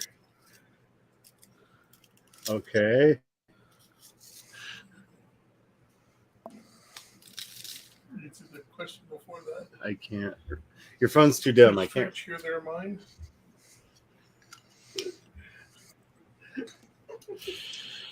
The two of you will be the destruction of me. Being funny. And I know I've told you this story. When Bestie was introducing her kids to Weird Al, and I was over the one day, and Phony Calls comes on, and her youngest son goes, "Auntie Carrie, there's a Simpsons clip in this song." I'm like, "I know, dude. This song came out when I was like your age." What? Weird Al's been making music since the 1970s. Yep. What? Bump, bump, bump. I'm like, Another Google one it. rides the bus. Bump, bump, bump. Another one rides the bus. And another street down, another street down. Another one rides the bus. Bump, bump, bump.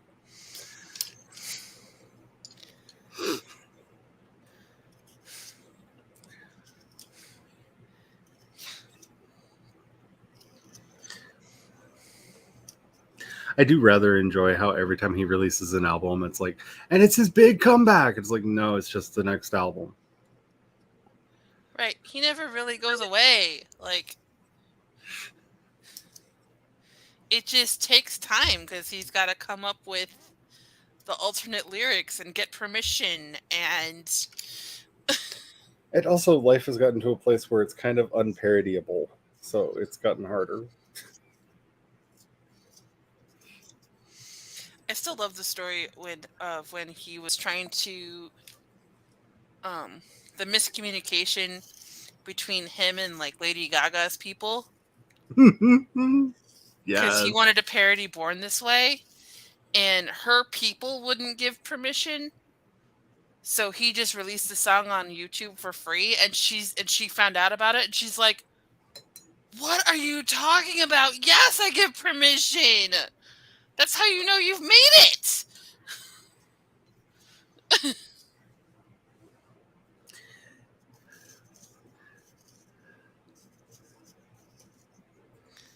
And now I have But to I guess he didn't Melanie. want another Amish Paradise incident, so. Oh. Coolio, Coolio, wherefore art thou, Coolio?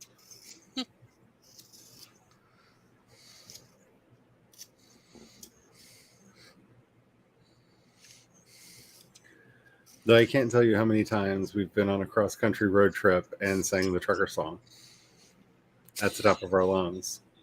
I added that to my road trip playlist. Yeah, it's just it's kind of got to be on there. And the sad thing is, because my dad and brother are both truckers, like it's a lot more believable than most people would want to admit. I've heard stories.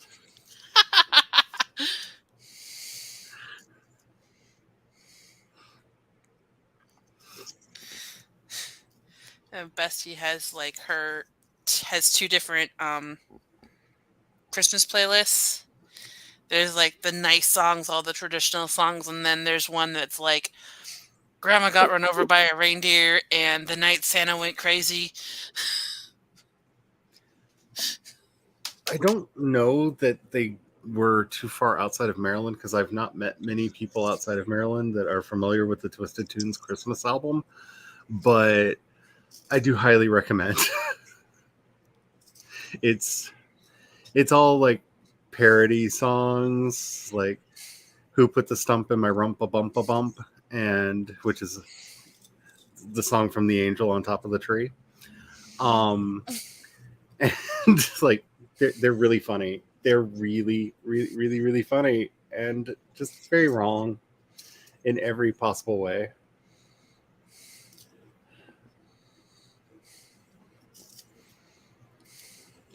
Also, I have a playlist on YouTube that's nothing but Cthulhu Christmas carols because have you met me?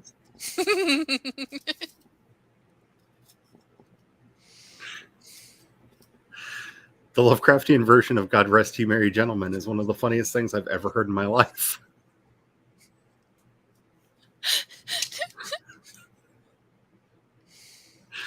It should not be like most Lovecraftian things, and I absolutely adore it.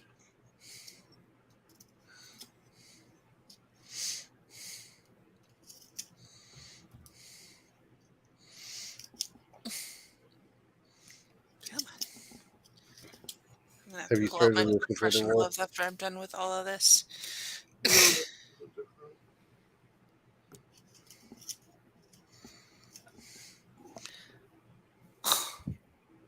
I was at Target today, and I didn't buy more makeup wipes.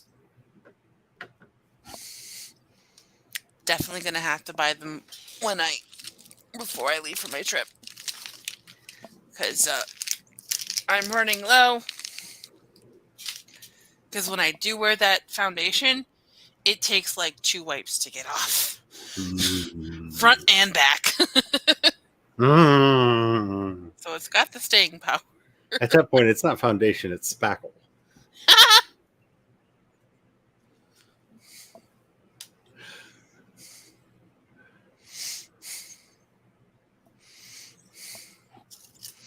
I'm going out to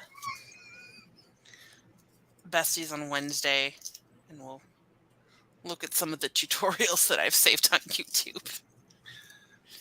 Oh, makeup tutorials, also known as those things that I will never do to my face, but I like watching people do to theirs.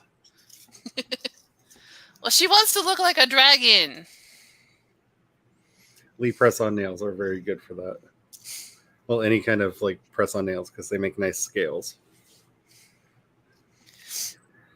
I saw one that's the look she was going for was actually a mermaid, but I think any scaly creature could work. Using fishnet stockings. That's a good idea. A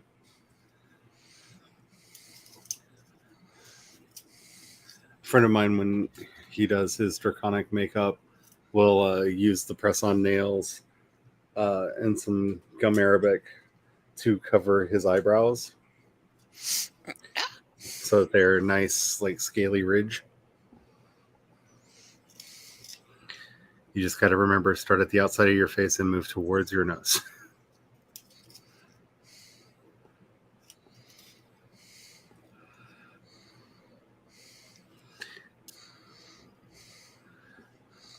And also make sure that you have the solvent for the gum arabic, or you will no longer have eyebrows.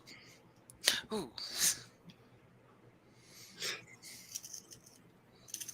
Boop. Sorry, I can't help myself. There's a cute little doggy right beside me who's giving me the "why did you just boop my booper" look. What did I do to deserve the booping? It's a love boop. It's a love boop. Boop. Well, I can't help myself. It's a problem. I'm addicted to the boops. Laura's working on lighting on a rock.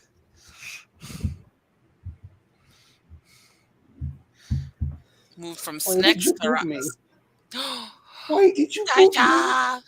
I don't understand why I got booped. Oh, big sigh. Big sigh. Such a big sigh. I know. I just had to do the booping. There just needed to be a little booping.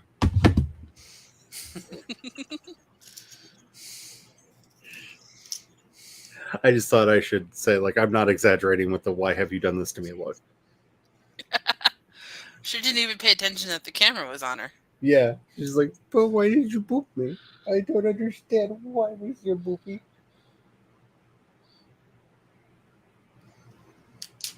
I can't get your belly. It's too far away. You got to bring it closer.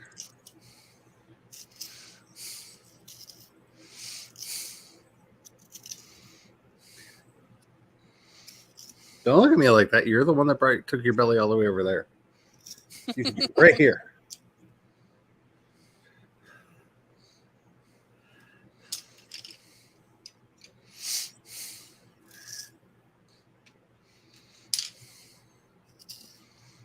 She's a cutie patoot.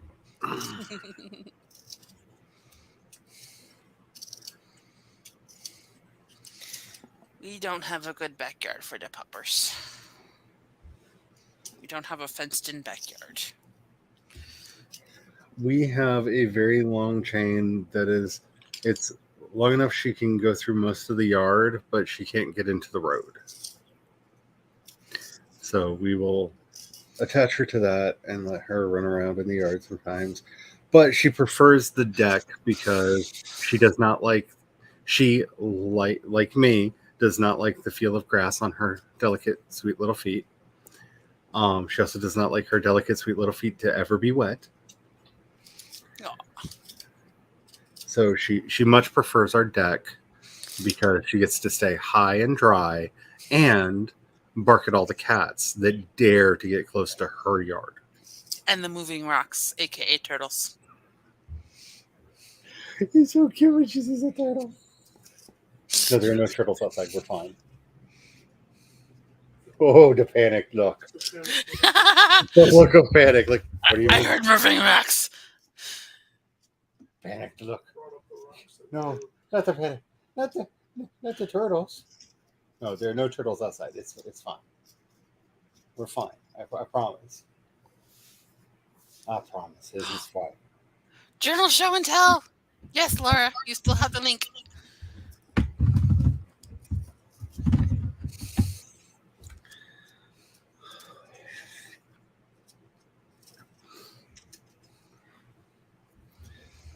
There will soon be a Laura boop. Hey, Sasha.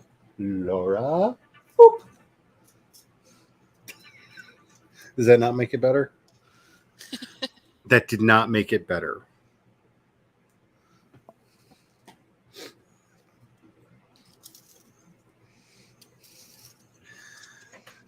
So I now go back to reading my emails of all the things that I'm going to definitely not write a 1,000-word essay about.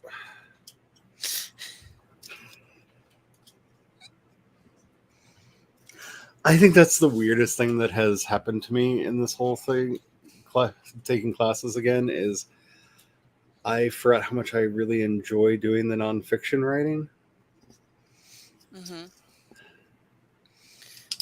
I just thought of something. You know how in some of my recent introductions on videos, I say I call myself a fantasy author and a domestic hot mess?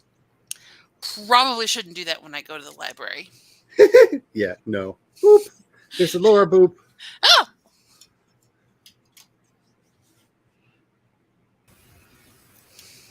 Hello. Hi! I'm opening Again? all the boxes. Ooh. So these are all for notebook therapy. I have not let myself even go to that website. Oh, I've been eyeing that one. Yeah. So it arrived. Back in the paper it goes. These are all dot grid. And then second one.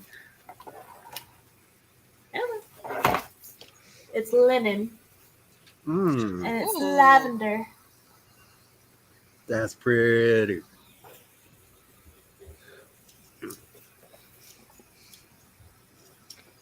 Very All pretty. the lavenders.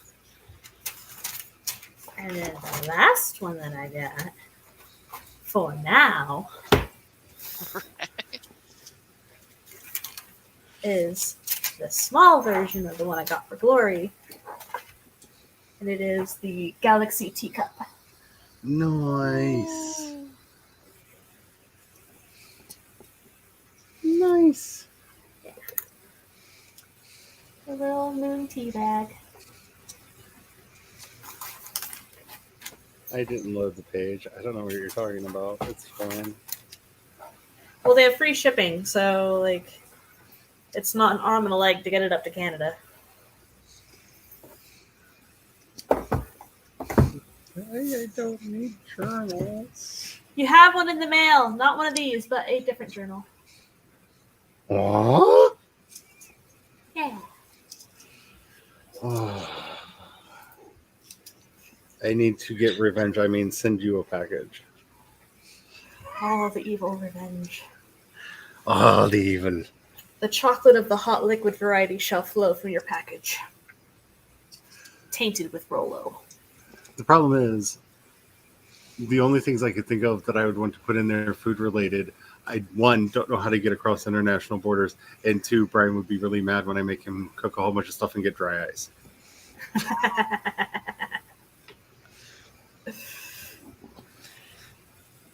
Yeah, I have to figure out how I'm going to send buttloads of baby clothes to the Spences, which is just one state over, and let alone across country borders. Oh, give it time. It will be soon. Hey, we're heading. Because I just went through one bin last night, and this little bitty box that I have is overflowing. And that was just the 3 months to 9 months stuff.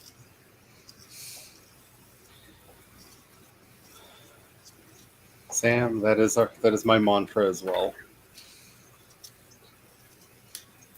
Yeah, that's exactly why. That's why I haven't been in notebook therapy. I did get 2 from Michael's today, but they were buy one get one half off. I'm Michael's sorry. has good deals on notebooks. That's such a beautiful butt. Like, that's why I'm not going to do notebook therapy. But I did go get a couple from Michael's. But $10 as opposed to $30. Yeah. oh, no, I'm not coming at the like price difference. It's just it's this wonderful like. But they're not from notebook therapy, so it's good. It's better. Like I'm rather enjoying the guilt mitigation. While at the same time kicking myself, like, you could have saved that money for your trip. Going to need the cash for the trip.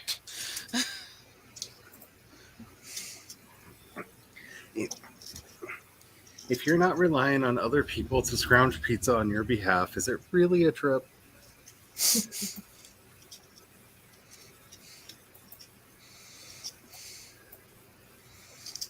Like, isn't part of taking a trip relying on the kindness of strangers and/or friends and/or people that you just randomly hang out with who are just really, really amazing and introduce you to new cocktails and beverages? Is that what it is? I've had a very lifelong experience of that being the way it is. I don't know if that is how it is for other people. Well, I have a wish list of things that I want to get to add to my costume that I want to get at the festival, and I want those wings, that wing shawl that Spence's sister has up on Etsy. I want it so bad. Birthday, Christmas. Combined. Ahem. Paying attention.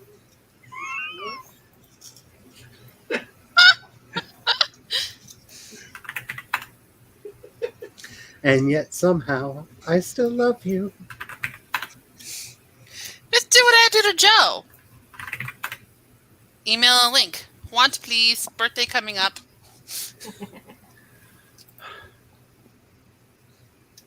Oh, my birthday's not for That's how I got my dress.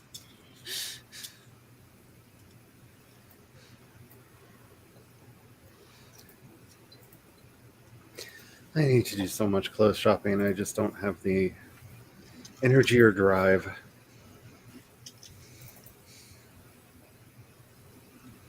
I need new clothes though. Like so many of my shirts, the arms, the sleeves have started falling off. I was so excited because I got myself a new pair of flats.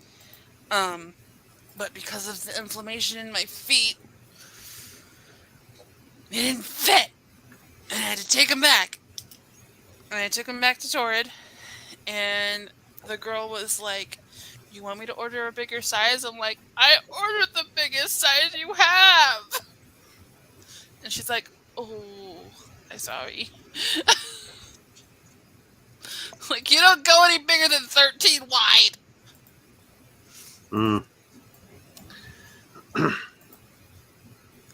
Well, especially for the state that I'm currently in, Sam, because I'm wanting to change my aesthetic. And I think I know what I want to, the way I want to be dressing, but I also have the shoulders of a linebacker, so I don't know that there are any good choices. Because with my broad shoulders, everything looks terrible on me.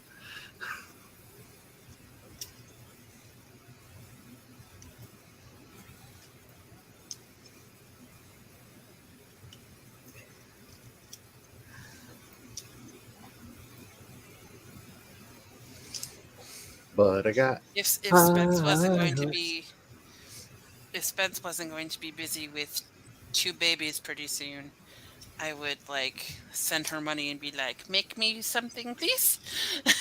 yes. Measurements, pattern, please. I will road trip to Michigan if you need to actually like fit me.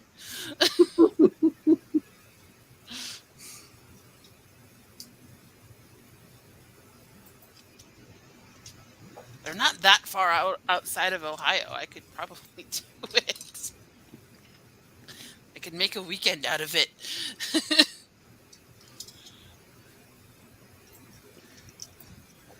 But life there is going to get very crazy for a while with Oh, yeah. the babies. So. Yeah, one of the goth channels that I follow has been doing a lot of clothing haul videos lately, and I'm just like, and the nice thing is you're like a petite, because they don't make, none of those brands make anything over size and medium, so this helps me none. Mm-hmm. But I want all of it. That's So, what I love about that Holy Clothing website is they make stuff for the bigger sizes. There are so many things on that site that I want. You have no idea. Well, you probably do, but Yes, because I for want you. it all too. So much. So much. Like, When I got that last one and I turned it on, or I tried it on, turned it on, God. And Joe was like, "Are you happy now?" And I'm like, "I feel like a princess." And he's like, "So you're gonna stop bothering me?" I'm like, "For a while." Like, or I'm gonna save up my own $100 and buy it on my own. Cash.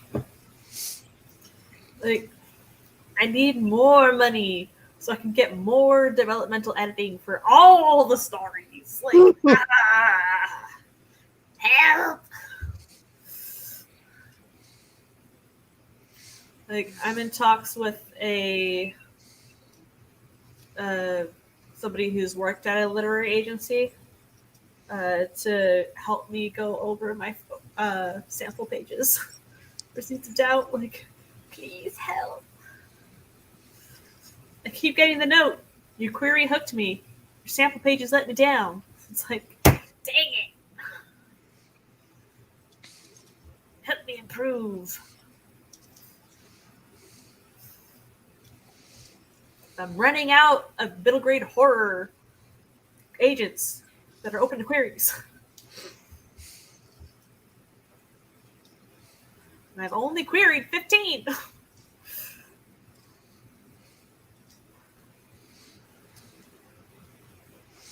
I'm not just staring at that Dryad maxi skirt again.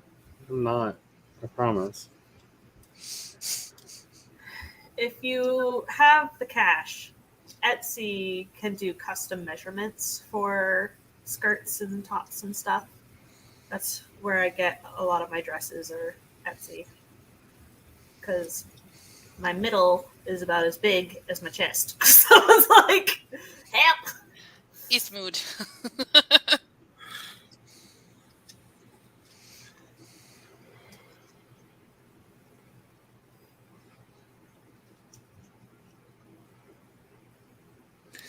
Yeah, I'm kind of in this place where it's like, where are the nice NB shops? Like, there are enough of us now. Like, who's making the weird androgynous clothing? Like, well, I know like Rick Owens is making beautiful androgynous clothing, but again, he doesn't make anything over like a child's large.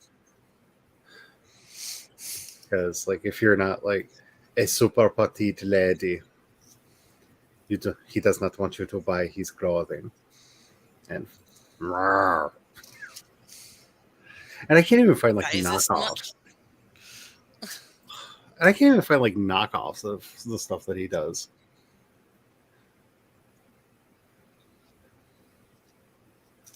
Because there's this tunic suit that he does a version of like every year that is beautiful, and I love it, and I want it so bad.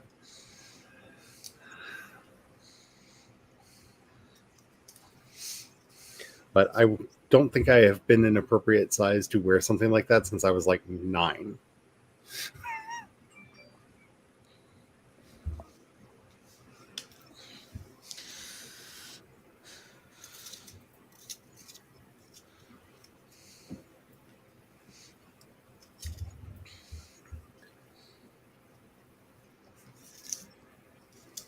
And I got a sewing machine on this like goal of like, well, I will just make myself clothes. And well, the fun thing about that is if you don't go fabric shopping, you don't have any pressure to make clothes. So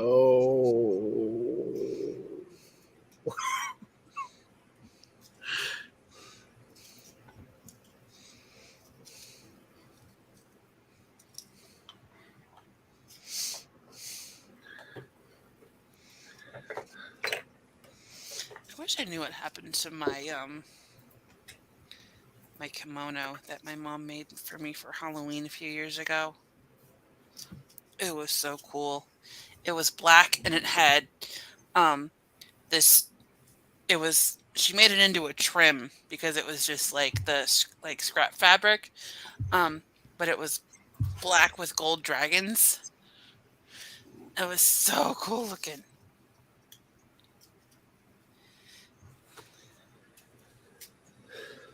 And that was the same year Bestie had her like priestess costume, and it was white and silver, so we had this like contrast going.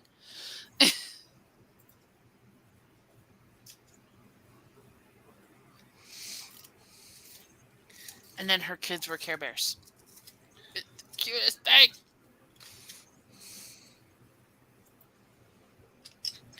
She had gotten a sleepy bear, I think, when her oldest son was born.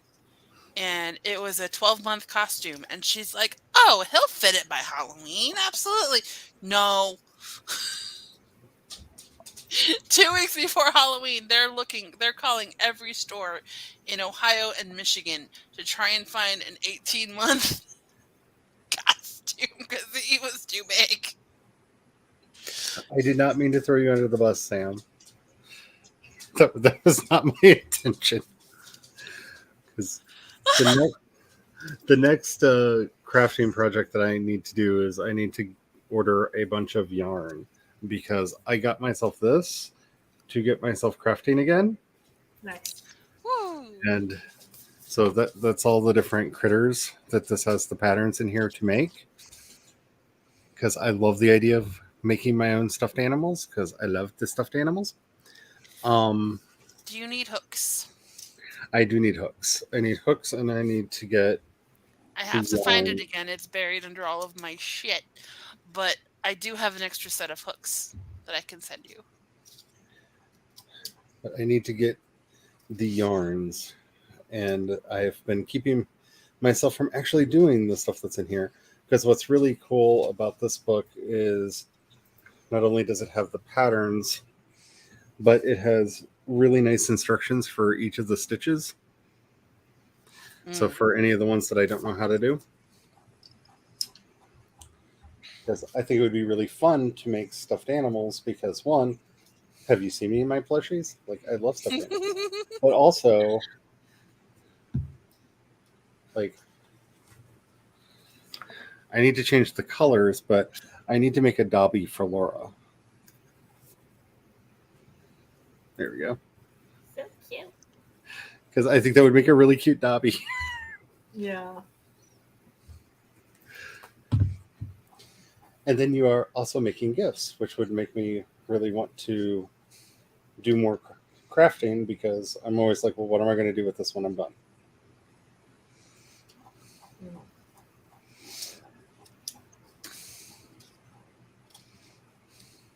And there's so many like super cute, I mean, just super cute things in here that I want them for myself. And like, who doesn't want a little mushroom girl? Who doesn't want a little mushroom girl? I mean, they're so cute. So cute.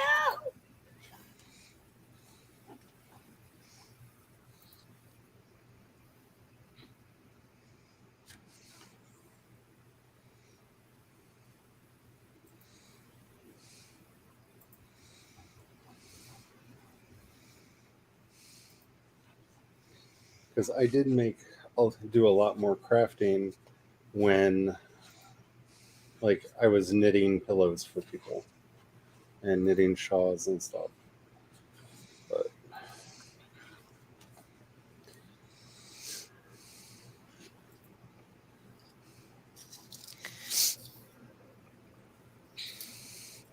Bestie just texted me, asked me if I wanted to help her come up with a one shot for Christmas. I'm like, yeah.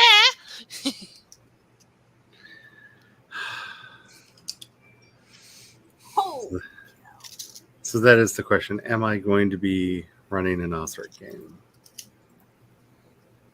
Or am I just going to come up with something for Cypher? And now we're back onto the tabletop role playing.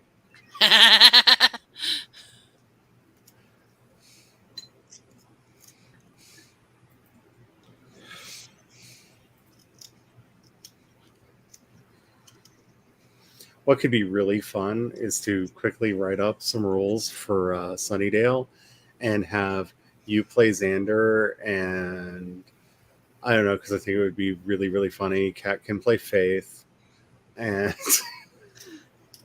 I'm going to be Willow.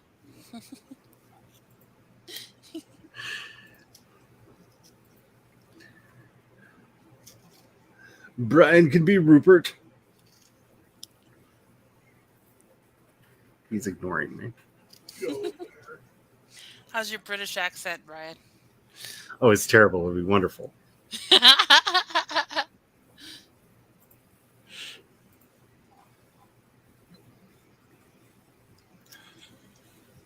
Wait, is that the one I wanted to send you? I don't know anymore.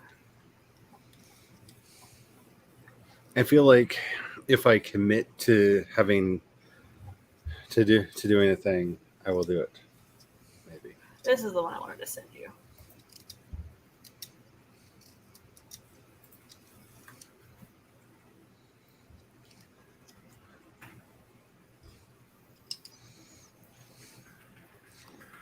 making a dent in these pencils. Yay.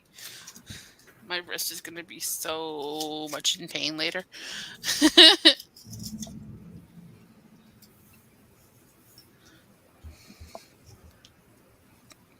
Ooh.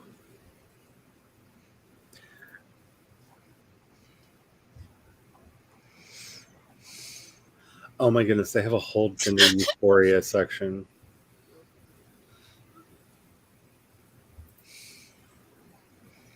The other one I was Bessie's- looking at, it was like 600 plus for a shirt, so I'm not sending those. Bessie's just said her oldest is drawing something that looked like a cursed reindeer, and they started weaving ideas.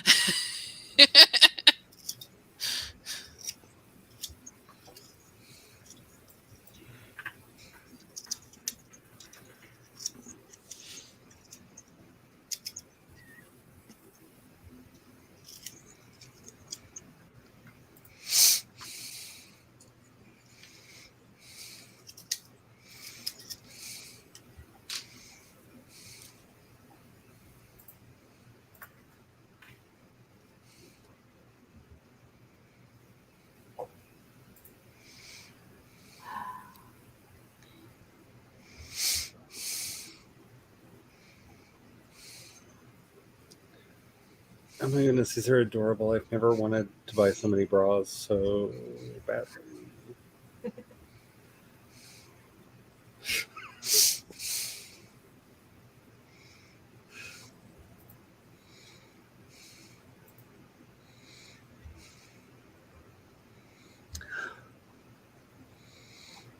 Okay, I may have to get the unicorn when it's on sale.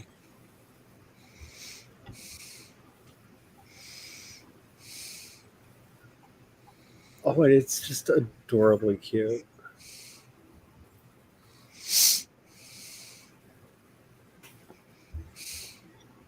I can't stop now.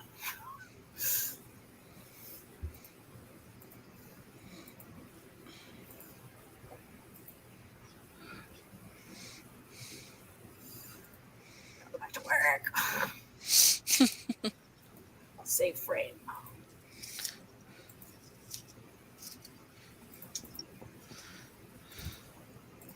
You still working on the rock? Yep.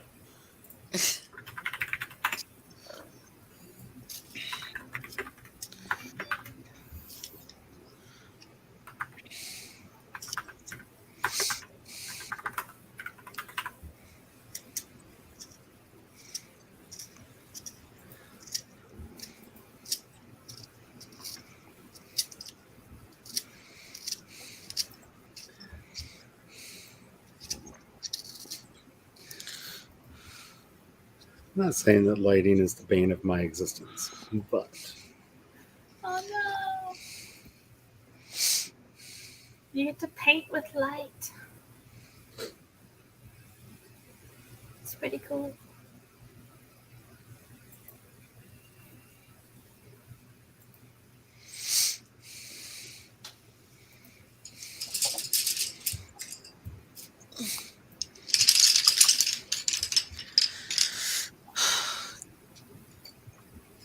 I have a lot of colored pencils. Why do I have so many colored pencils? because you are you. I am. And I have a problem. Is it a problem though? You're not killing anyone.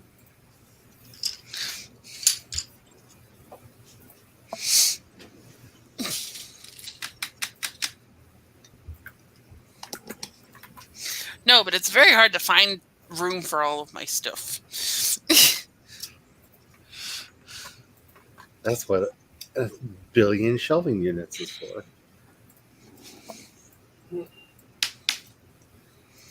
If I had room for those.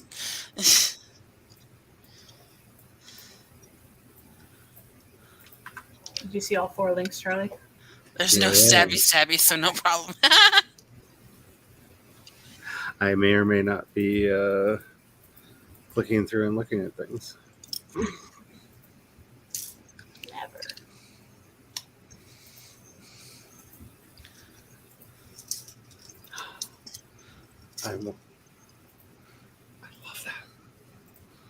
Sorry, that.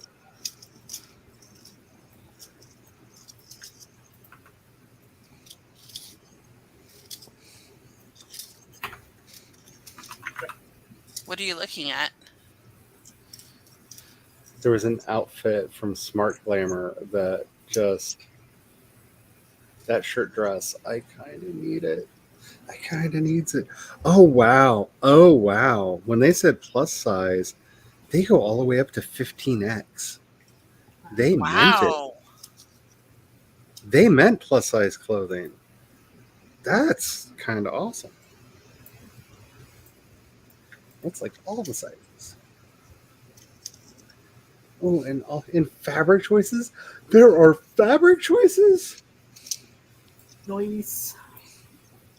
What?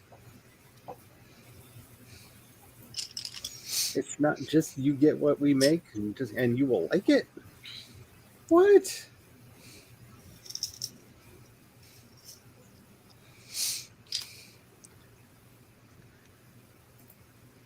Okay, see you later, Sam. Thank you for popping in. Oh, I should not own any caftans. That is a thing that I should not be allowed to do. Oops.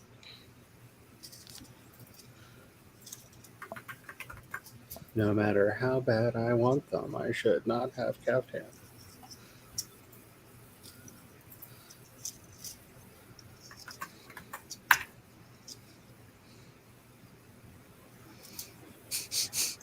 And can I just say, I love all of these models.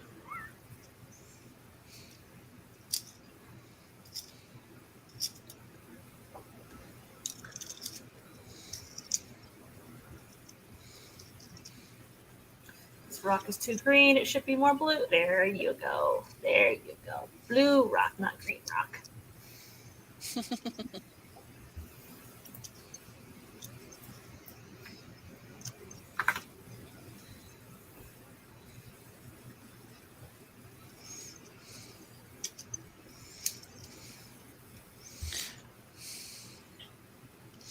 Dang it.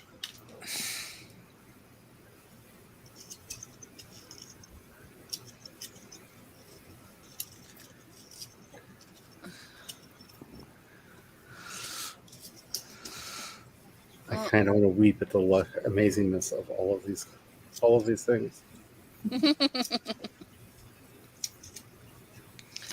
Well, we've been going for almost 5 hours.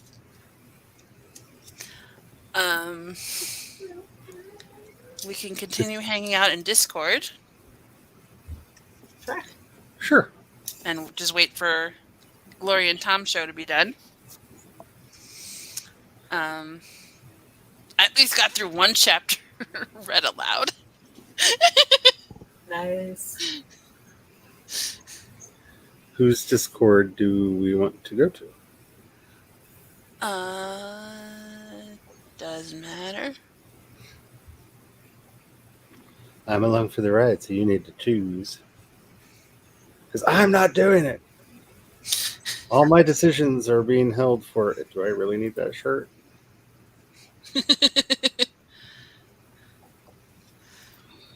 I'll go in mine and I'll see if Bestie wants to join in the conversation. I don't know what she's got going on. She's texting me, so we'll see. But yeah, we can go in mine. I don't think I've ever used my voice chat.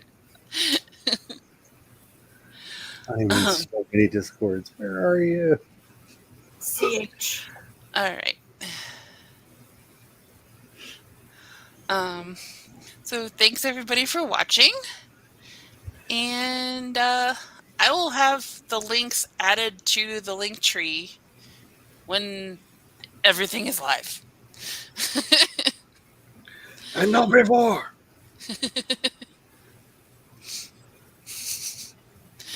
Okay. Thank you. Bye. Bye.